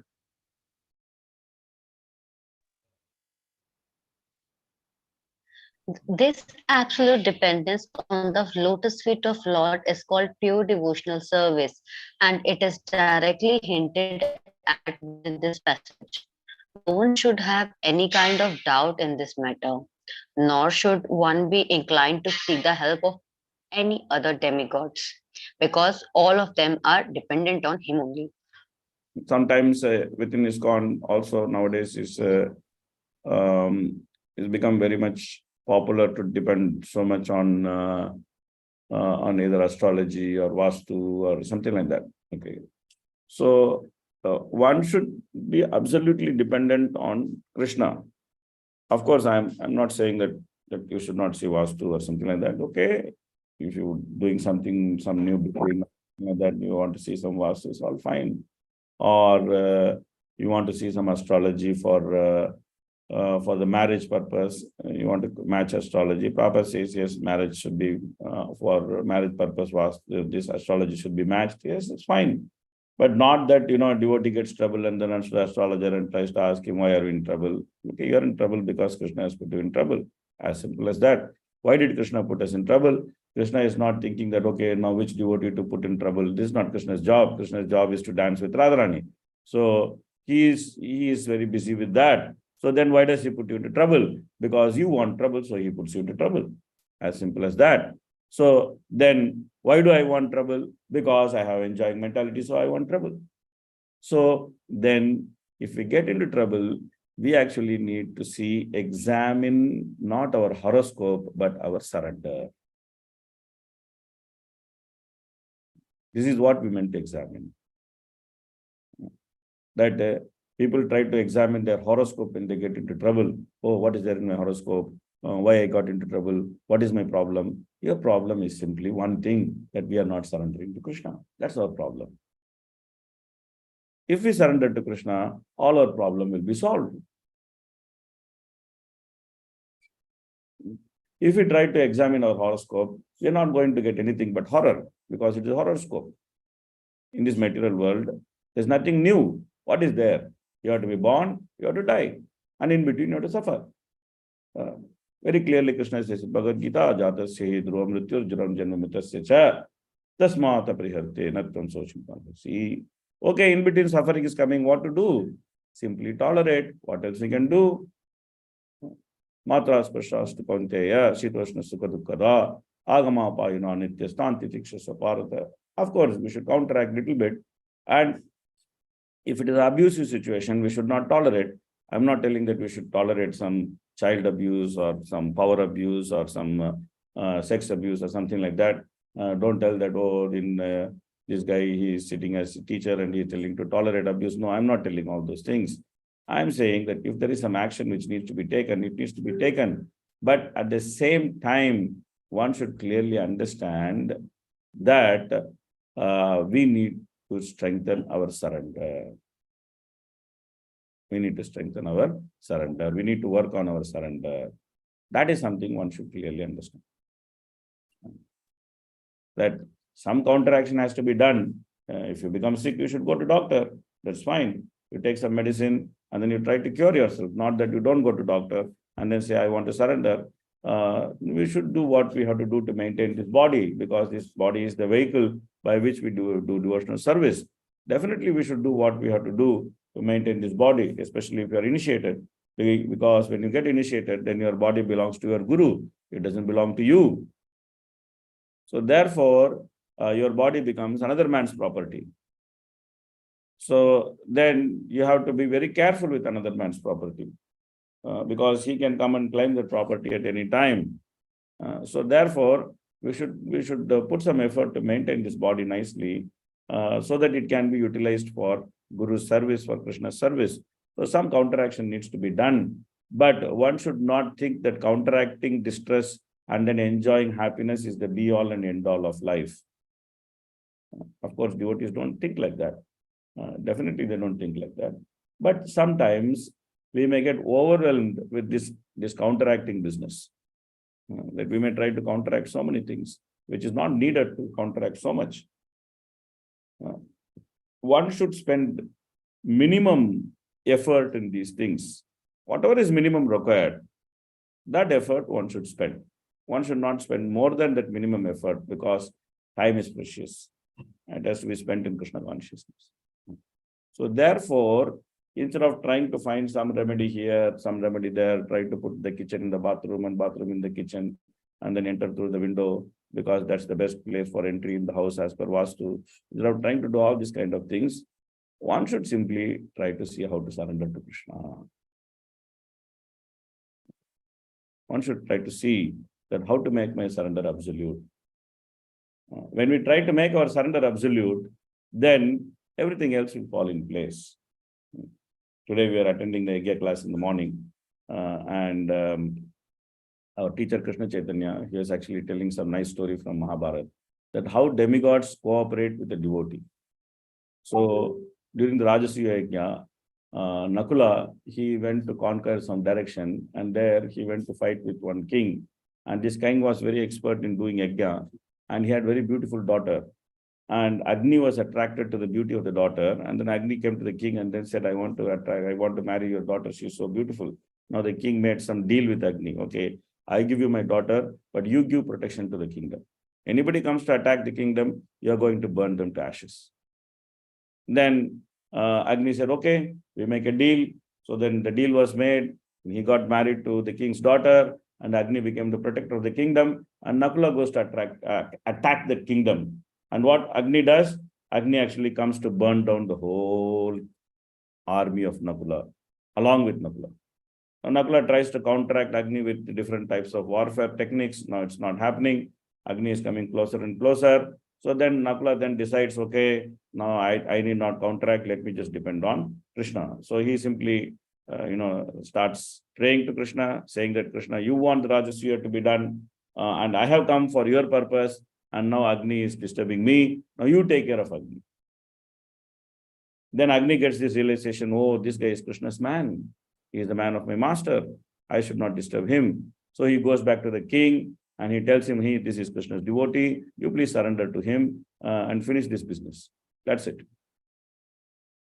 So I can't burn him because he has come on Krishna's job. He has come on Krishna's errand. So I cannot burn him. It's beyond my my paycheck to actually burn this guy. I cannot burn him. So better you surrender to him, you accept his authority, and then you become subordinate king to him. He will take care of you nicely. That's what I can advise you. So then the king goes and surrenders to Nakula, and then life goes on. So the point is that why actually this discussion came up in the class was, what is the role of demigods with the devotees? Like the 9 planets are also demigods. Surya, Chandra, Saturn, they're all demigods. What is their role in devotees' life? Their role in devotees' life is to simply help us in Krishna consciousness. So they're doing their job, we should do our job. We should do our job. They do their job. What is like we in Gaudiya Sampradaya, we consider Vastu Purusha as our friend.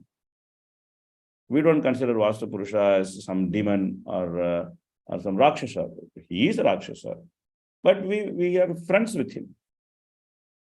And we actually give him nice Mahaprasad, we feed him nicely, we take care of him nicely. So then he just doesn't trouble us. That's it. We don't have to get worried so much about these people. I have a house in Kumbhakonam, and one Vastu expert came and said, oh, this house, very bad Vastu, very bad Vastu. Then I asked him, what will happen to this house? So bad Vastu, what will happen to this house? He said that it's very difficult for you to stay in this house. I said, this is very good, because I stay in Mayapur. Probably this house is good Vastu, then I will not have opportunity to stay in Mayapur. I will be staying in this house with good Vastu. Then my whole opportunity to stay in Mayapur will go away. So this is really good Vastu. Then I asked him, what else will happen? He said, nobody will be able to permanently stay in this house. I said, this is very, very nice, because so many devotees come and stay in the house. So many devotees have come and stayed in that house. So many devotees. And then there is one permanent resident in that house for 12 years. And he is very happily situated. And who is that? That's Gaurnitai. No Vastu is affecting them. They are happily situated there. They have a small center on the first floor. So no Vastu is affecting them. They are happily situated there. They are doing their job. They are flourishing. So the point is that simply one should try to surrender to Krishna rather than trying to surrender to horoscopes, trying to surrender to Vastu. We are International Society for Krishna Consciousness. We are not International Society for Astrology Consciousness or Vastu Consciousness. We should simply try how to surrender to Krishna. If we get in trouble, surrender to Krishna. And if we have that mentality, then it will be easy for us to overcome whatever obstacles we face, because they will no longer be obstacles. That's what Bhagavatam is showing us. What is the value of surrendering to Krishna? Everybody gets into trouble in Bhagavatam. Bhagavatam is a book where everybody gets into trouble. Nobody is comfortable. But all these people who get into trouble simply surrender to Krishna and they become very comfortable. So now we come to this purport 6.8. One devotee asked about his genitals are the cause of pleasure that counteracts the distress of begetting. So we read this whole purport because it's an important purport. And it also smashes some misconceptions sometimes devotees themselves have. So let's read it. Okay, please read. The genitals and the pleasure of begetting counteract the distresses of family encumbrances. One would cease to generate altogether if there were not, by the grace of the Lord, a coating, a pleasure-giving substance on the surface of the generative organs. The substance that gives a pleasure so intense that it counteracts fully the distress of family encumbrances.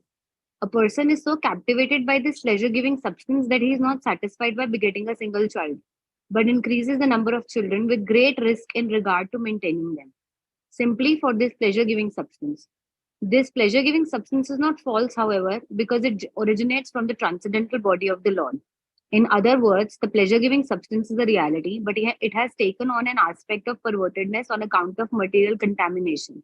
In the material world, sex life is the cause of many distresses on account of material contact. Therefore, the sex life in the material world should not be encouraged beyond the necessity.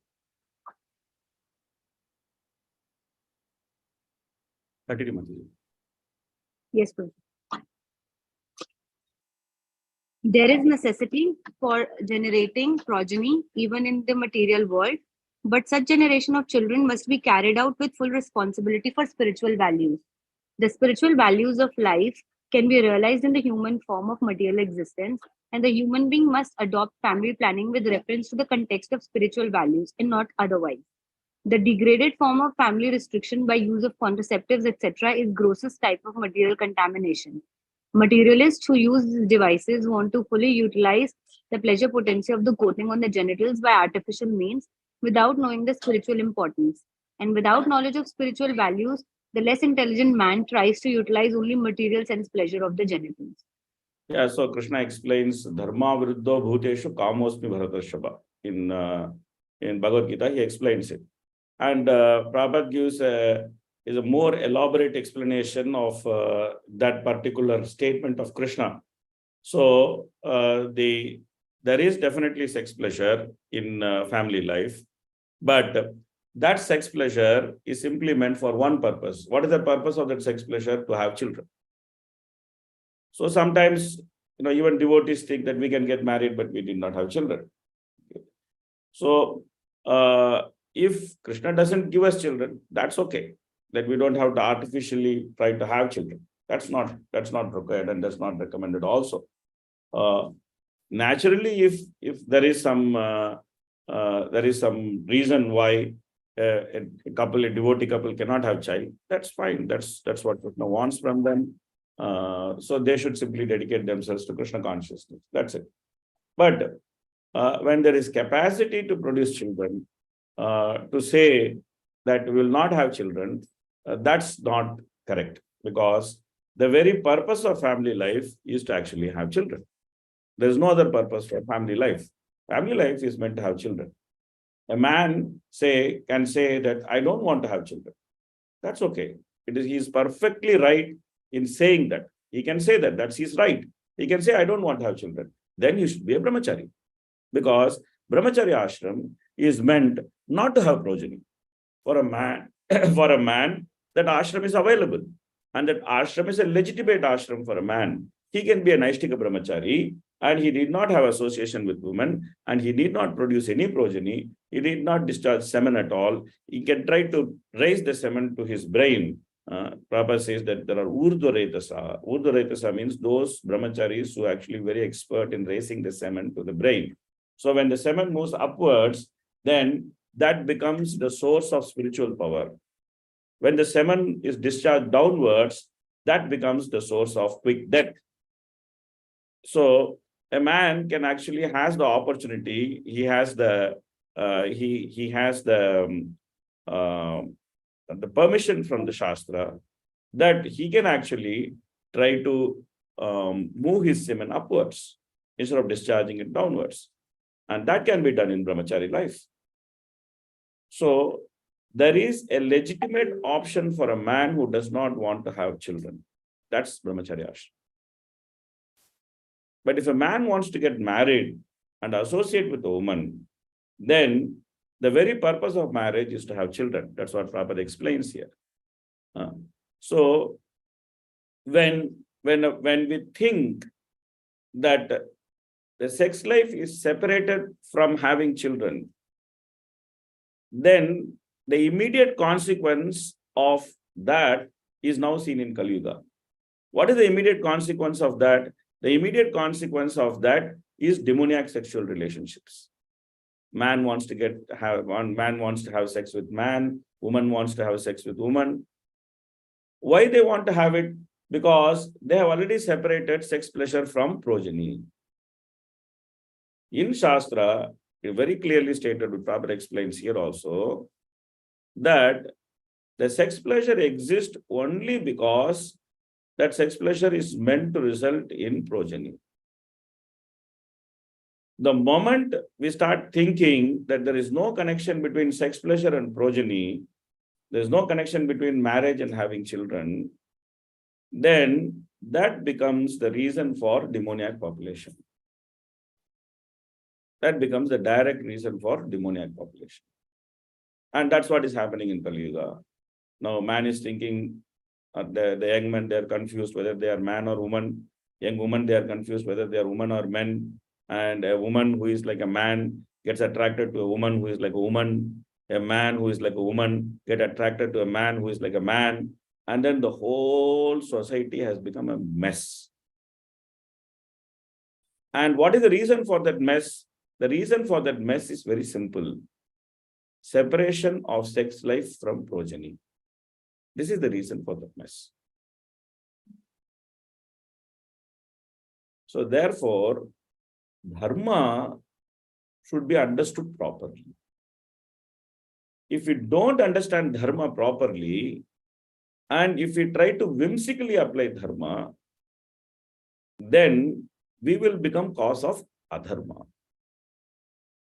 That is why Rupa Goswami says, Shruti Smriti Purana Adi Pancharatra Vidim Nuna Aikantiki Haribhaktir Utpadeva Kalpate.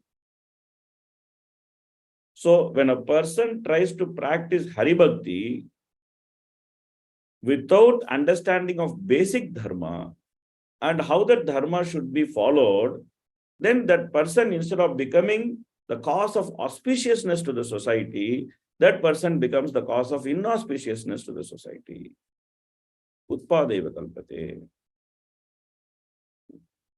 So therefore, in this material creation, there is purpose for everything.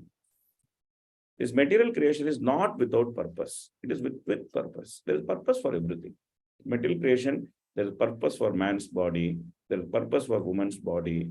There is a purpose for why when a man sees a woman, he gets excited. When a woman sees a man, she gets excited. There's a purpose for all these things.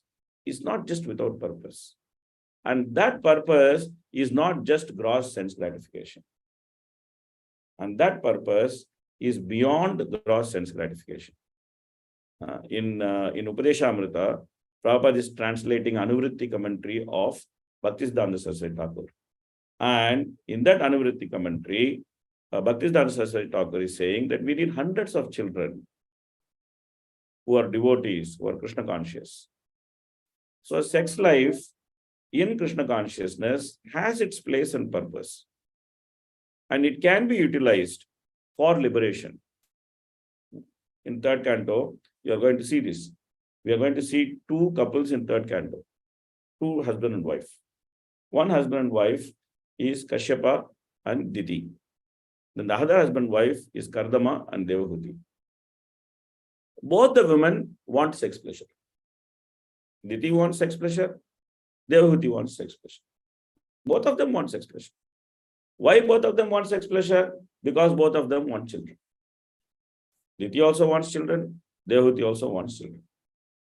And they both of them have great husbands. Kashyapa is a great personality, and Kardama is also a great personality. Both of them have great personality.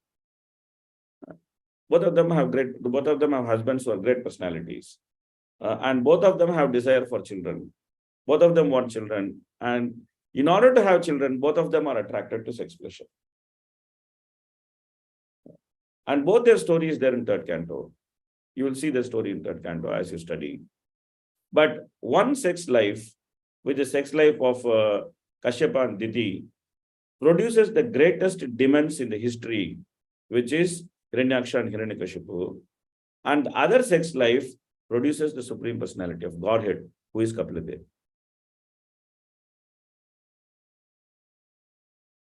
So then we understand by actually studying both their histories that sex life is not bad if it can be utilized in Krishna's service.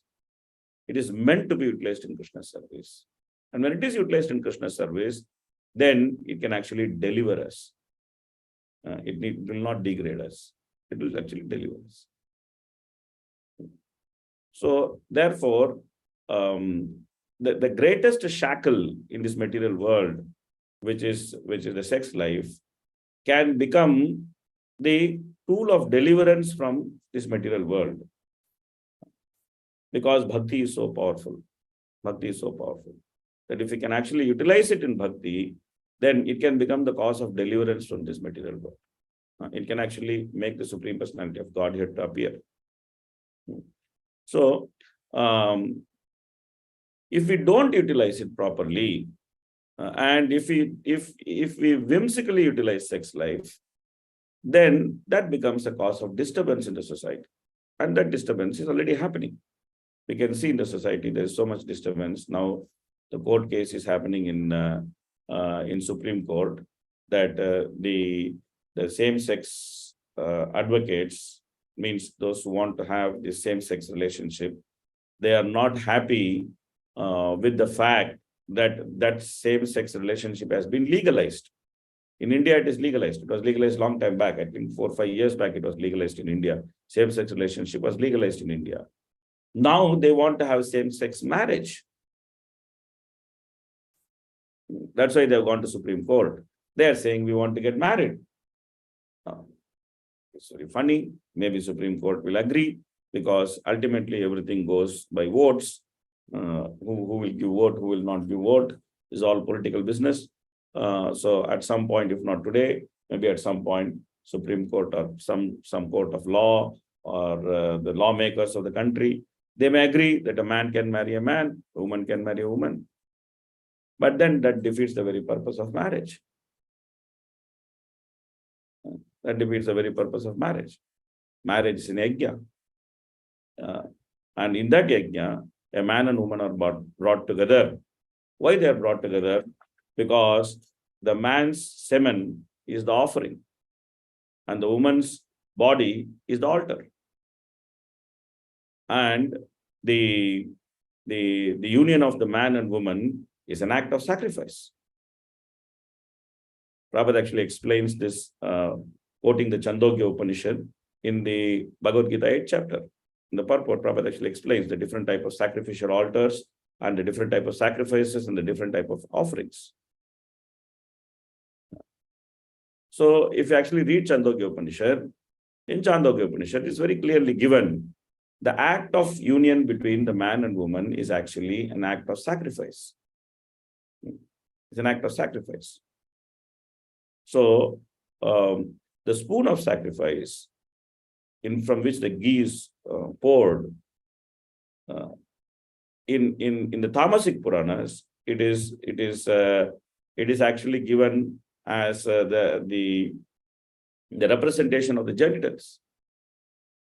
The Tamasic Puranas, it's explained like that. In Sattvic Puranas, it is actually explained as the part of Yajnavaraha. So there are two explanations to the spoon of sacrifice, which is used to pour the ghee. In the Sattvika Puranas, it is actually explained as the portion of the Yajnavaraha snout. But in the Tamasic Puranas, it's actually explained as the representation of the genitals, because the act of union between man and woman also constitutes a sacrifice. So that is what marriage is meant to bring about. And what is the result of the sacrifice? Any result of sacrifice is creation. Any result of sacrifice is creation. And the result of that sacrifice by which a man unites with a woman is the creation of the child's body. So therefore, the study of Virat, including the study of the genitals of the Virat, everything points us towards the act of sacrifice. And how every aspect of this life, including sex life, should be utilized as sacrifice. Should be utilized as sacrifice. So that's the explanation. His genitals are the cause of the pleasure that counteracts the begetting, the distress of begetting. Okay, I don't know if it clears the doubt of the person who asked the question, or if it is unclear. Okay, it's clear. Okay, please read the next purport. Hare Krishna. In the Bhagavad Gita, 8.17 to 18, it is stated that according to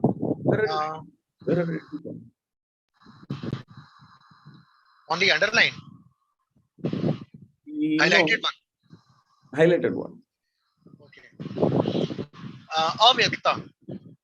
Avyakta mentioned here in this verse. On the contrary, the perfect description of the Lord holds that he. Can you not see that on your screen? No, 6.10 is not yet. Yeah, it's visible. Is not on the screen? Yes, it is there on the screen. Can I please read? It's a small one. Yeah. Okay, I want to read. On the contrary, the perfect description of the Lord holds that he is the both impersonal and personal simultaneously. Those who are fortunate enough to have a view of the Lord from the front can realize his personal feature, whereas those who are frustrated and are thus kept on the ignorant side of the Lord, or in the other words, those who have the view of the Lord from the back realize him in his impersonal feature.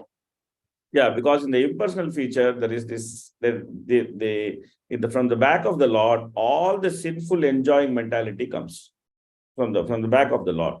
So therefore, they're unable to recognize the Lord in his personal form as the enjoyer.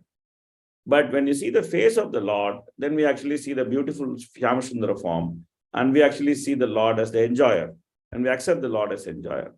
So the Lord is simultaneously personal and impersonal. So this is the resolution between the fight between the impersonalist and the personalist. The Lord is simultaneously personal and the impersonal. But the impersonal form is simply an aspect of the personal form.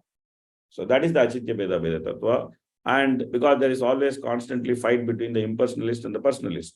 The impersonalists keep claiming that the Supreme Brahman doesn't have a form. The personalists keep claiming that the Supreme Brahman only has a form. Both of them are wrong. The Supreme Brahman has a form and he does not have a form, and that's both of them are simultaneously true. And the impersonal form is simply an aspect of the personal form. That is the actual understanding of the Achintya Veda Tattva. So, okay, please read next.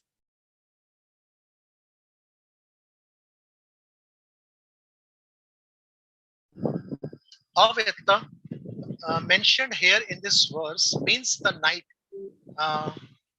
of Brahma, when partial annihilation takes place and the living entities of that particular Brahman up to the planets of Brahmaloka, along with the big oceans, etc., all repose in the belly of the Virat Purusha.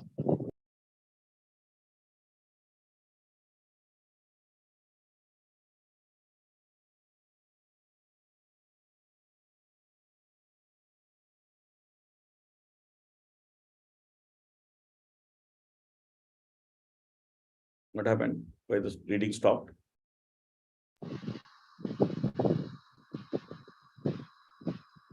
This shloka, Prabhuji, Sarvam Purusha Evadam. No, there is, I think, why half of the screen is not visible or what? Okay, this green one, the human life is meant for. Yeah. Okay, the human life is meant for making a solution to this repeated change of bodies and thereby attaining a place in the spiritual sky where everything is eternal, blissful, and full of knowledge. Yeah. So, therefore, one should simply utilize the study of Virat to actually achieve this purpose by understanding that Krishna is the origin of everything and Krishna is the real enjoyer. So, therefore, everything should be offered to him, and that is dharma. And that is what is dealt in the next verse, where he says, Dharmasya mamatubhyam cha kumaranam bhavasya cha. So, that dharma, which is spoken in Bhagavatam, is simply this, that everything should be offered to Krishna's pleasure. And by doing that, one can be fully satisfied. Okay. Please read.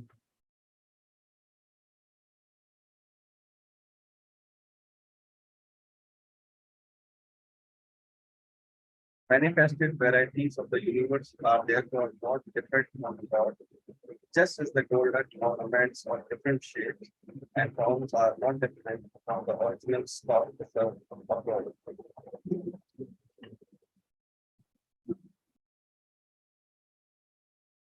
We are all one with him, just as the gold ornaments are one in quality with the stock gold.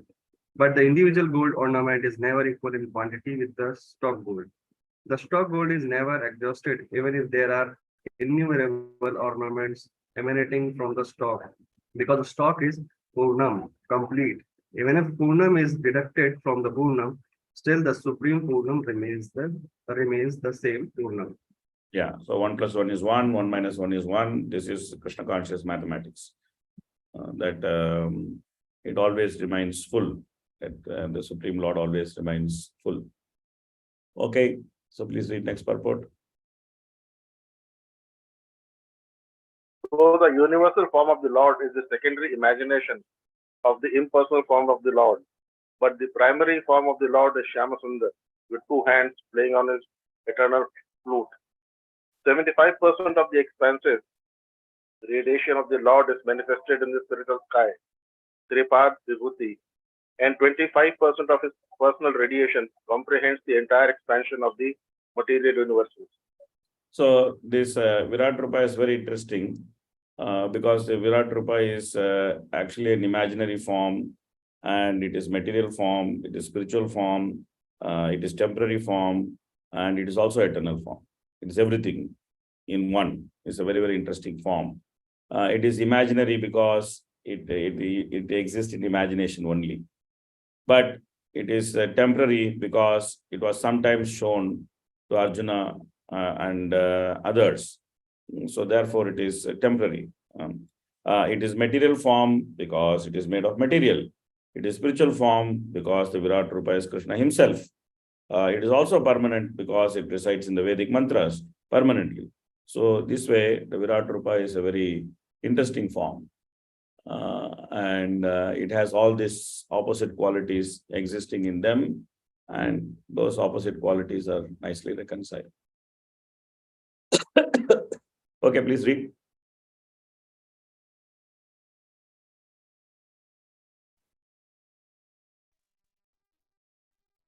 We can just make an estimate of the number of the residents of the internal expansion in comparison with the number of residents in the external energy, and may easily conclude that the liberated souls are far more numerous than the conditioned souls. Prabhupada generally gives that example that those who are in a jail, in a kingdom, there are very less number of people. There are people who are the legitimate citizens or the maximum. So same way, the spiritual world is populated by the maximum souls. And the material world is just populated by a few souls. And it's just the minority, and we belong to the minority, unfortunately. But fortunately, we are on the way to become the majority. Okay, please read. Such planets, being spiritual, are in fact transcendental of two material modes. Therefore, they are constituted in the mode of unalloyed goodness only. The conception of the spiritual bliss, Brahmananda, is fully present in those planets. Each of them is eternal, indestructible, and free from all kinds of limitations experienced in the material world. Each of them is self-illuminating and more powerfully dazzling than if we can imagine the total sunshine of millions of mundane suns. The inhabitants of those planets are liberated from the birth, death, old age, and disease, and full knowledge of everything. They are all godly and free from all sorts of material anchorings. They have nothing to do there except to render transcendental loving service to the Supreme Lord Narayana, who is the predominating deity of such Vaikuntha planet. Those liberated souls are engaged incessantly in singing song mentioned in the Samved Vedhe Sangpada Karma Panisadhare Gayanti Yam Samagha. All of them are personifications of 5 Upanishads. Tripad Vibhuti, or the 25% known as the eternal potency of the Lord, is to be understood as the kingdom of God for beyond the material sky. And when we speak of Pada Vibhuti, or the 25% comprising his external energy, we should understand that this refers to the sphere of material world. Continue, Mataji, continue. Continue. As described in Vedas, the Uttam Tattvasya Naha, the Supreme Lord is the Lord of immortality, or in other words, the Lord is immortal. And because he is the Lord of immortality, he can award immortality to his devotee. The Lord is not like a mundane Lord. The Supreme Lord, who is the leader of all living entities, can award all qualities of his personality unto his devotee, including immortality and spiritual bliss. Actually, we didn't read the translation. We should read that. We read translation up to 17. Start from 18 and read the translations also. Okay, no harm. Let's read the translation now. Please read the translation.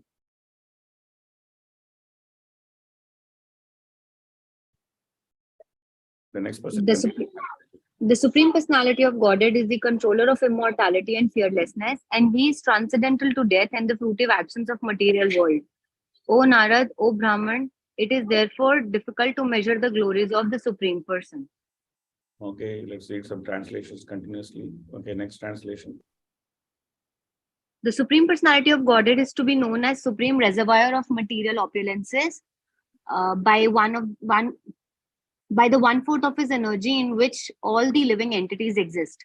Deathlessness, fearlessness, and freedom from anxieties of old age and disease exist in kingdom of God, which is beyond the three higher planetary systems and beyond the material coverings. The spiritual world, which consists of 3/4 of Lord's energy, is situated beyond this material world, and it is especially meant for those who will never be reborn. Others who are attracted to family life and who do not strictly follow celibacy vows must live within the three material worlds. Next. By his energies, all the pervading personality of Godhead is thus comprehensively the master in the activities of controlling and in devotional service. He is the ultimate master of both science and factual knowledge of all situations. Okay, next. From the personality of Godhead, all the universal globes and the universal form with all material elements, qualities, and senses are generated. Yet he is aloof from such material manifestations like the sun, which is separate from its rays and heat. Okay, next. When I was born from the abdominal lotus flower of the Lord Mahavishnu, the great person, I had no ingredients for sacrificial performances except the bodily limbs of the great Supreme Personality of Godhead. So from 23 onwards is next section where Brahma explains that how he performed the sacrifice. So up to 22, from 18 to 22, there is description of the Ekpad Vibhuti and Tripad Vibhuti, which is the spiritual world and the material world. And the description of the glories of the spiritual world and the nature of the material world. Now from 23 onwards, now having explained that there are different paraphernalia, which comes from the previous chapter, that Brahma has explained to Narada that this whole cosmic manifestation is there, which has come from the Supreme Lord. So that is coming from the previous chapter. That explanation is coming from the previous chapter, and it was explained up to 17.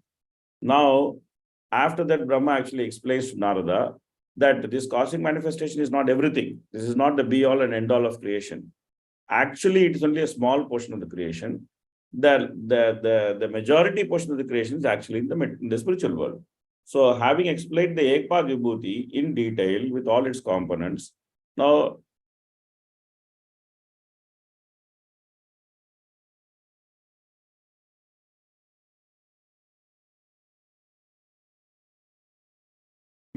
place, and that place is not very good. That spiritual place, original place, that's the permanent place. So he has explained that. Now, from 23 onwards, he's actually explaining that how to reach to that place using what is available in this place. That's the process. Like we have this place, we have what is available in this place.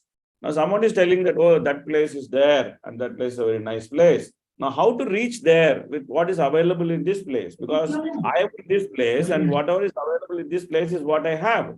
I don't have anything which is available in that place, but I want to go there because everyone is telling that's a nice place. So I want to go there.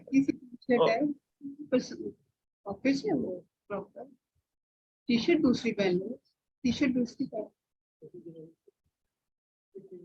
T shirt Shishitra Mataji, please mute yourself.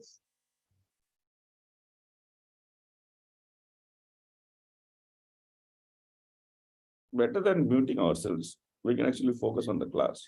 That's much better. I'm so sorry, Prabhuji.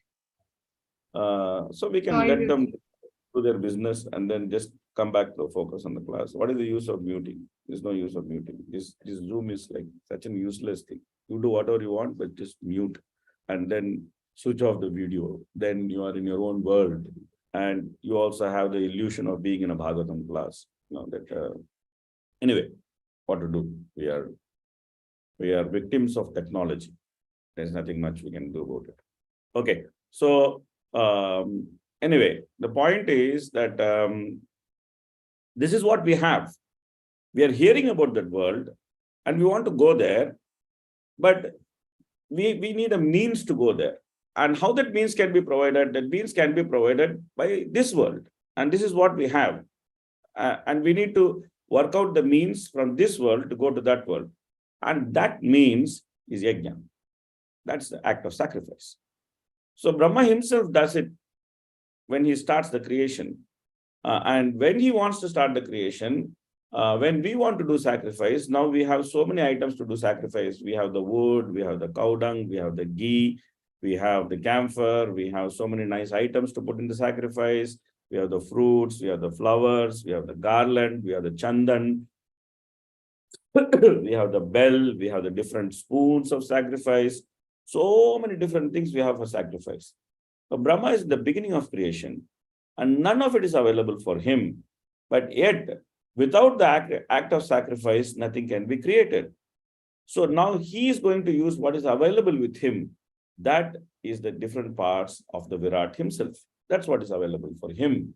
So he's going to use that for sacrifice, and he's actually going to show us that only through the medium of sacrifice that one can actually achieve the purpose of the material creation, which is that utilize this material creation to go back to the spiritual world. So how to achieve that purpose, that Brahma will explain from 23. So now let's go back to 18 to 22 and read some purports to actually understand the nature of the material world and the spiritual world. We read this, we read the purport of 18 already, where it was very nicely explained that the major portion is the spiritual world, and the minor portion is the material world. And in the spiritual world, the Lord resides, and he is not like the mundane Lord. So what does this statement mean? The Lord is not like a mundane Lord. Let us analyze the statement a little bit.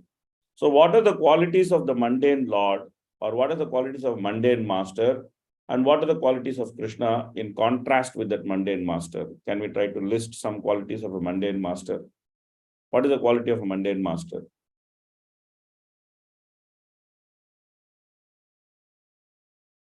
What is the quality of a person who is a master in this material world? What is the quality of that person? Like any person, like, like. Lord it over nature.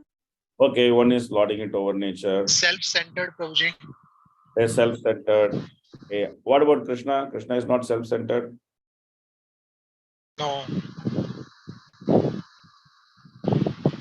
That's a very interesting answer. I'll let the answer a little bit later. Okay, what else? Looks down upon the servant. Looks down upon the servant. What does Krishna do? He is actually very merciful. In some cases, he becomes a servitor to the devotee. Yeah, he becomes the servant of his servant. That's one thing. He doesn't look down upon his servant. He is rather happy to become the servant of his servant. Okay.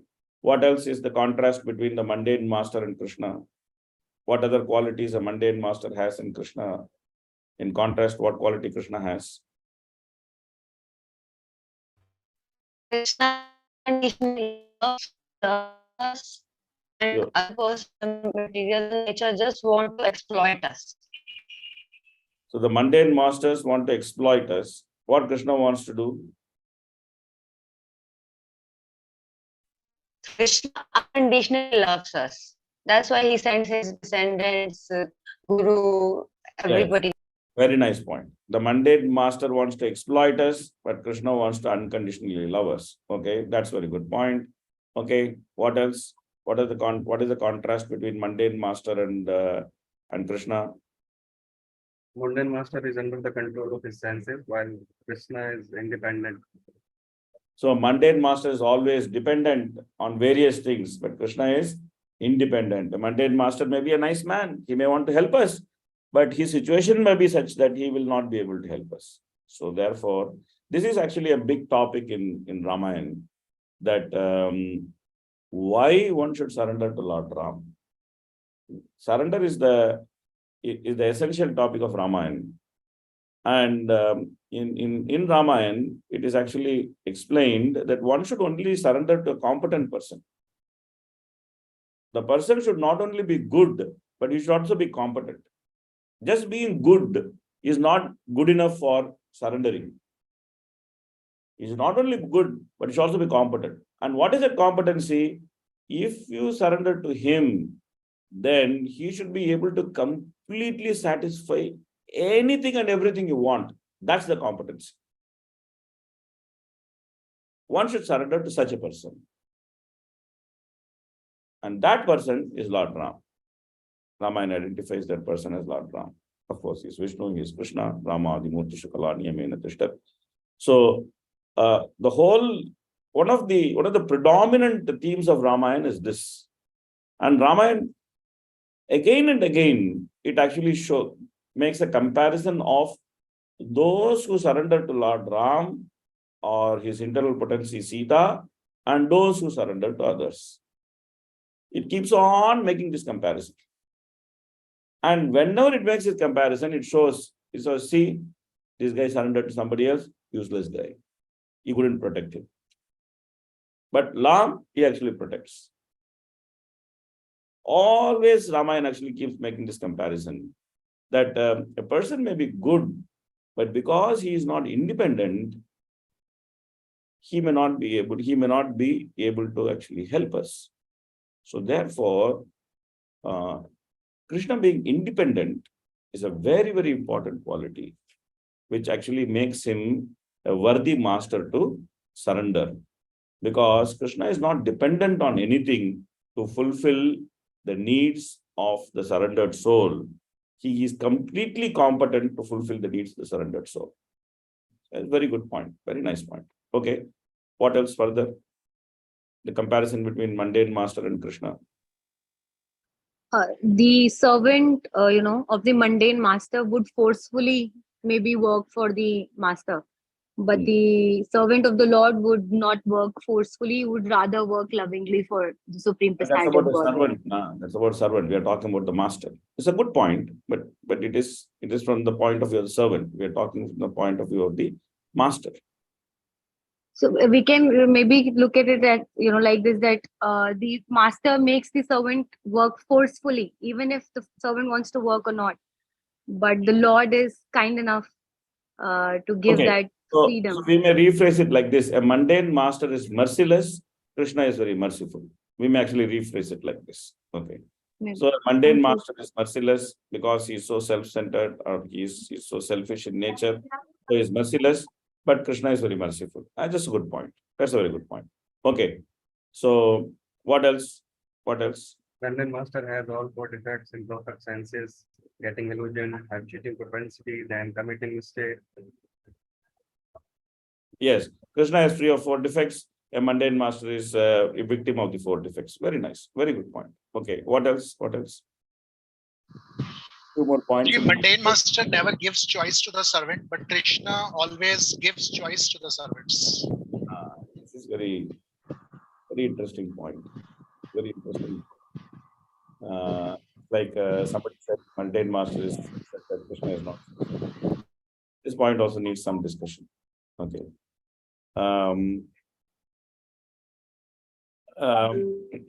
Okay. A mundane master's choices doesn't satisfy the servant, but Krishna can give choices which can satisfy the servant. Let's put it this way. A mundane master also can give some choice. He may say, okay, instead of this, you do this. Instead of this, you do this. Instead of this, you do this. He may also give some choice. But the choices don't satisfy the servant. But Krishna's choices satisfy the servant. But actually, if you see, Krishna doesn't give any choice. Krishna is very, very clever. Krishna is looks like democracy, but it's complete autocracy. Krishna is like that. It looks like Krishna, okay, whatever you want to do, it's okay, you do what you want. You are free. But where you are free? This side Krishna is saying you are free to do what you want to do. But other side Krishna is saying prakriti kriyamanani gune karmani sarvasa ahankara vibudhatma kartahi mitpanyate. Bunjana uttamantam stitam vapi bunjanam va gunanvidam vimudanana pasyanti jnana chakshushaha. That a person who is not Krishna consciousness is tightly controlled by the three gunas. Where is he? He is not free. And where does that guna come from? Guna comes from Krishna. So if you're not a devotee, you are controlled by the three gunas, and that comes from Krishna. If you're a devotee, you are controlled by Krishna, and that is directly Krishna. So there is no choice. It looks like there's a lot of choice, But actually, there is no choice. There's no choice. That either you directly fall in love with Krishna or indirectly you be in control of Krishna. Till you actually understand that it's intelligence to directly fall in love with Krishna. And it's good because Krishna is not an exploiter. So therefore, falling in love with Krishna is good. Krishna is not an exploiter.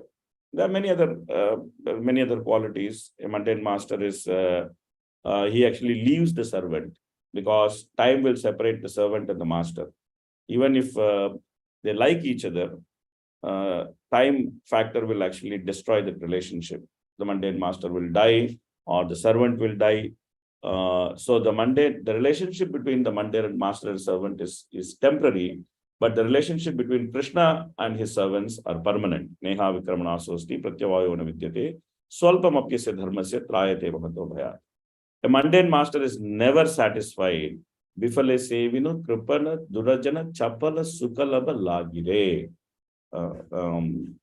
They are singing, our acharyas are singing. Bifale sevinu kripana durajana chapala sukalaba lagire. That you are doing a service which is useless. Bifale sevinu. To whom you are doing kripana durajana, miserly people who are very wicked. You are actually serving them.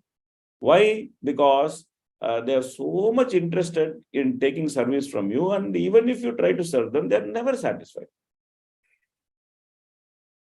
That is the nature of mundane master. But Krishna is so easily satisfied. Patram pushpam phalam toyam yome bhaktya prayachati tadaham bhakti upakritam ashnami priyatatmanaha.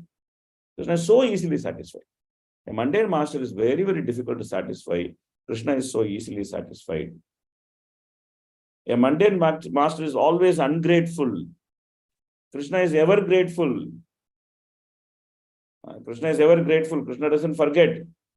Krishna is ever grateful. A mundane master forgets. Krishna never forgets. So these are different qualities which you can meditate upon.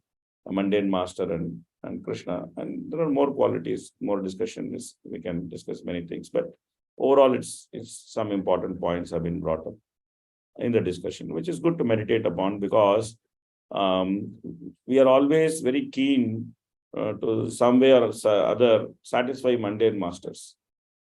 But if you actually satisfy Krishna, then the mundane masters are automatically satisfied. Or if they are not satisfied, it is still their problem. It's not our problem because we have satisfied Krishna. So then Krishna will generally take care of us. Krishna cries in love when he saw Gopakumar, but mundane masters make their servant to cry. Okay, yes. So this way we can analyze the different qualities of Krishna and the mundane master, and we can try to appreciate the sentence of Prabhupada that the Lord is not like the mundane Lord. The Lord is not like the mundane Lord. But in this material world, sometimes is very funny that we trust the mundane master, but we don't trust Krishna. It's very funny. Sometimes we are like that we actually trust the mundane master, but we don't trust Krishna. Sometimes, devotees say, oh, okay, everything is fine, philosophy is nice, but you have to be very practical. And what does that practical mean? The practical sometimes means that I don't trust Krishna. That's what practical means. That I can't accept Krishna as my maintainer. I can't accept Krishna as my provider. I always think that some XYZ is my maintainer and provider. And Krishna consciousness is a nice thing to do. As long as this maintainer and provider is supplying me, Krishna consciousness is a nice thing to do. But we actually fail to realize that Krishna is actually supplying that so-called maintainer and provider also. And if Krishna stops the supply, then no maintainer and provider can actually supply us. So, any maintainer and provider, he is only able to supply, even the demigods, they're only able to supply as long as Krishna allows them to supply. If Krishna doesn't allow them to supply, then all supply has to stop. That's the night of Brahma, where all supplies stop, and then everybody goes inside Brahma's body. Then they take rest, and then into the Virat Rupa's, not Brahma's body. Everybody goes into the Vishnu's body. and then they all take rest, and then again they come out. Krishna provides everything without asking for anything in return. A mundane master does not serve, if the servant stops working. Okay, that's a good point. It's a good point. So this way we can meditate on many different points about mundane master and Krishna, and we can try to appreciate that what good fortune we have in accepting Krishna as our master. That we accepted Krishna as our master, and it's our good fortune. We can actually meditate upon these different points. So I said that one point is that mundane master is self-centered and Krishna is not self-centered. This point came up, but we can say that Krishna is self-centered because everything is simply Krishna. His self is what it is. We are part of his self. All the different manifestations are part of his self, and all the different energies are part of his self. Everything is, in one sense, Krishna's energy. So in one sense, what exists is Krishna alone.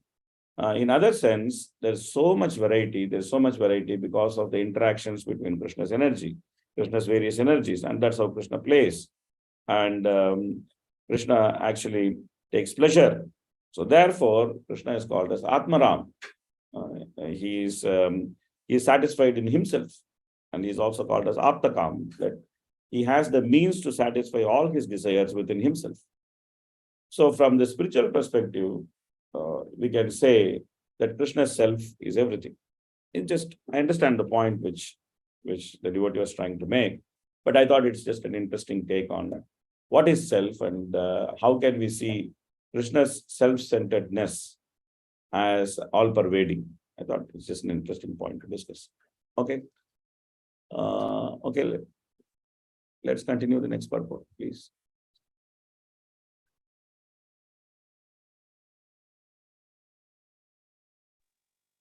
The Supreme Personality of Godhead is to be known as the supreme reservoir of all material opulences by one who. No, we already read purports. We already read Yeah, sorry. Yeah. In the material world, such a sense of existence, knowledge, and pleasure is meagerly exhibited, and all living entities who are minute parts and parcel of the Lord are eligible to relish such consciousness of existence, knowledge, and bliss very minutely in the liberated stage, whereas in the conditioned stage of material existence, they can hardly appreciate what is factual, existential, cognizable, and pure happiness of life.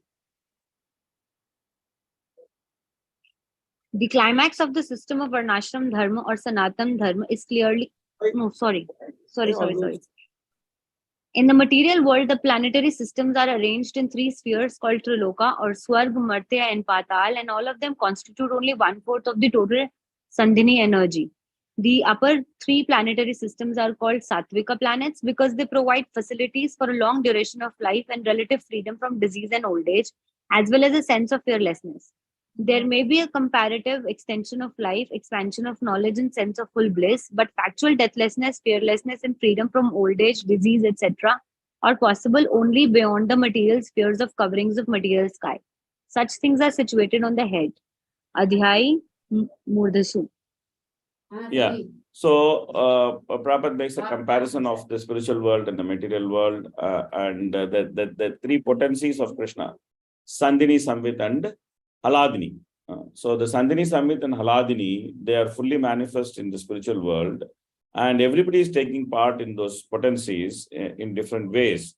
The Jivas also, according to their constitutional position, have their complete understanding, according to their constitutional position, of how to take part in the Sandhini, Samvit, and Haladini actions of Krishna in the spiritual world. But the material world, these 3 potencies, they reflect pervertedly. They reflect pervertedly. Sandhini reflects as temporary existence. Samvit reflects as ignorance. And Aladini reflects as the burning potency, Tapakari, in the material world. Their reflection in the material world is perverted. Sandhini is actually the eternality of existence.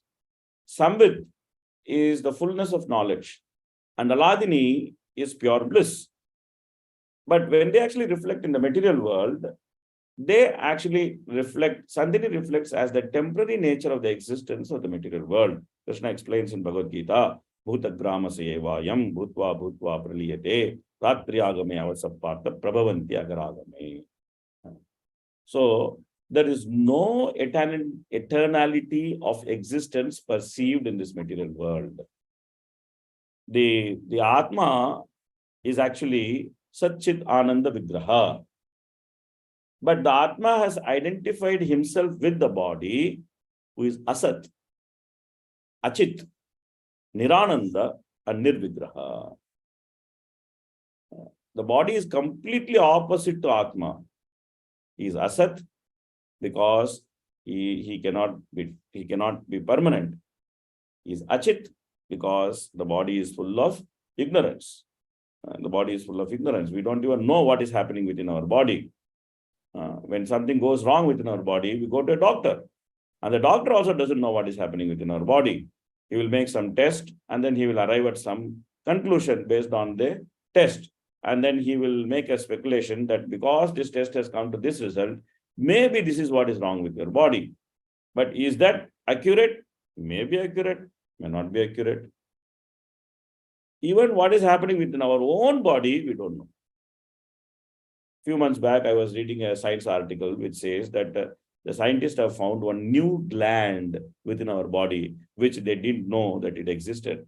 Of course, it is not a new gland because human body is not new. They didn't know that it existed. So therefore, they're calling it as a new gland. It's not a new gland. This is how science works. They make fool of us. We found a new gland. What do you mean, man, new gland? It's always there. You didn't know that it existed. It doesn't become new. But anyway, scientists say like that. So we don't know that what is there within our body. This body is full of ignorance. Very nicely, Gajendra actually says, Jijivinaham mihamuyaya kim antarbahir chavritapyasyonaya. What is the use of living in this body? Outside and inside is simply covered with ignorance. What is the use of living in this body? Okay, it is inside and outside covered with ignorance. At least it is permanent. No, it will be destroyed by time. So therefore, I want a body which will not be destroyed by time. Ichchami kalena yasya viplavastasya atmaloka varanasya moksham.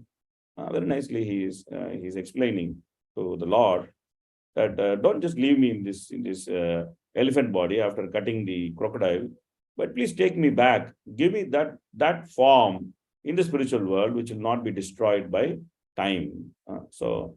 Of course, Gajendra got Sarupya Mukti. We know this. So, the reflection of these three potencies in this material world produces opposite effect. Samsara Dava, Nalalita Loka. That this Dava Nala, the burning potency of this material energy. She is sitting on a lion. She has many weapons in her hands. And on one hand, she holds the head of an asura dripping with blood. And she has a trident in her hand, which has 3 sharp points. And she's prodding us with the trident. Not very, very, very form, not a very sweet form. In the beginning of Vrindavan, you actually see the form of Durga when you enter Vrindavan. They have made a huge kind of statue, the form of Durga. You see that form is not a very pleasant form. So when Radharani, her potency reflects in the material world, it actually reflects as Durga. Chaye vayasya bhuvanani bibarti Durga. So she's not very pleasant. She's not Aladini. She's not very pleasant. She is tough and she prods.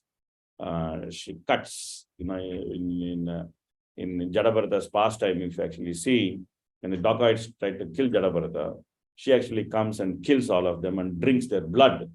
That's what she does to her devotees. And these dacoits are meant to be her devotees. They're trying to please her by trying to offer Jadabharata in sacrifice. But then they become the food of the pleasure drink of Durga. And what is that pleasure drink? The blood flowing from their body, which is cut off with their heads and hands cut off. So not a very pleasant way to deal with the Ladini Shakti. So, but that's what is this material world. That's why this material world is called perverted reflection. And the body is actually a representation of that perverted reflection, which traps the spirit soul. Is Asat, is Achit, is Nirananda, is Nirvigraha. Therefore, when you go to 5th canto, you will see that Rishabhadeva advises us that it is not a good business to accept body. Because we are a spirit soul, it's not a very good business for us to accept this material body. So that's the difference between the Ekpad and Tripad Vibhuti. So we'll stop here. It's already time. We'll continue tomorrow 4 to 7. And then we'll see where it takes us. Thank you very much. See you all tomorrow in the evening time. Please try to arrange yourself in such a way that those who have not had their videos on, tomorrow try to arrange your things in such a way that you'll be able to have your videos on. It's much more appreciated than just your names. See you all tomorrow. Hare Krishna, Hare Krishna. Hare Ram, Ram, Ram, Hare Hare. Granthashman Bhagavatam ki jai, Srila Prabhupada ki jai, Vancha Kalpatarubhyascha Kripa Sindhu Devacha.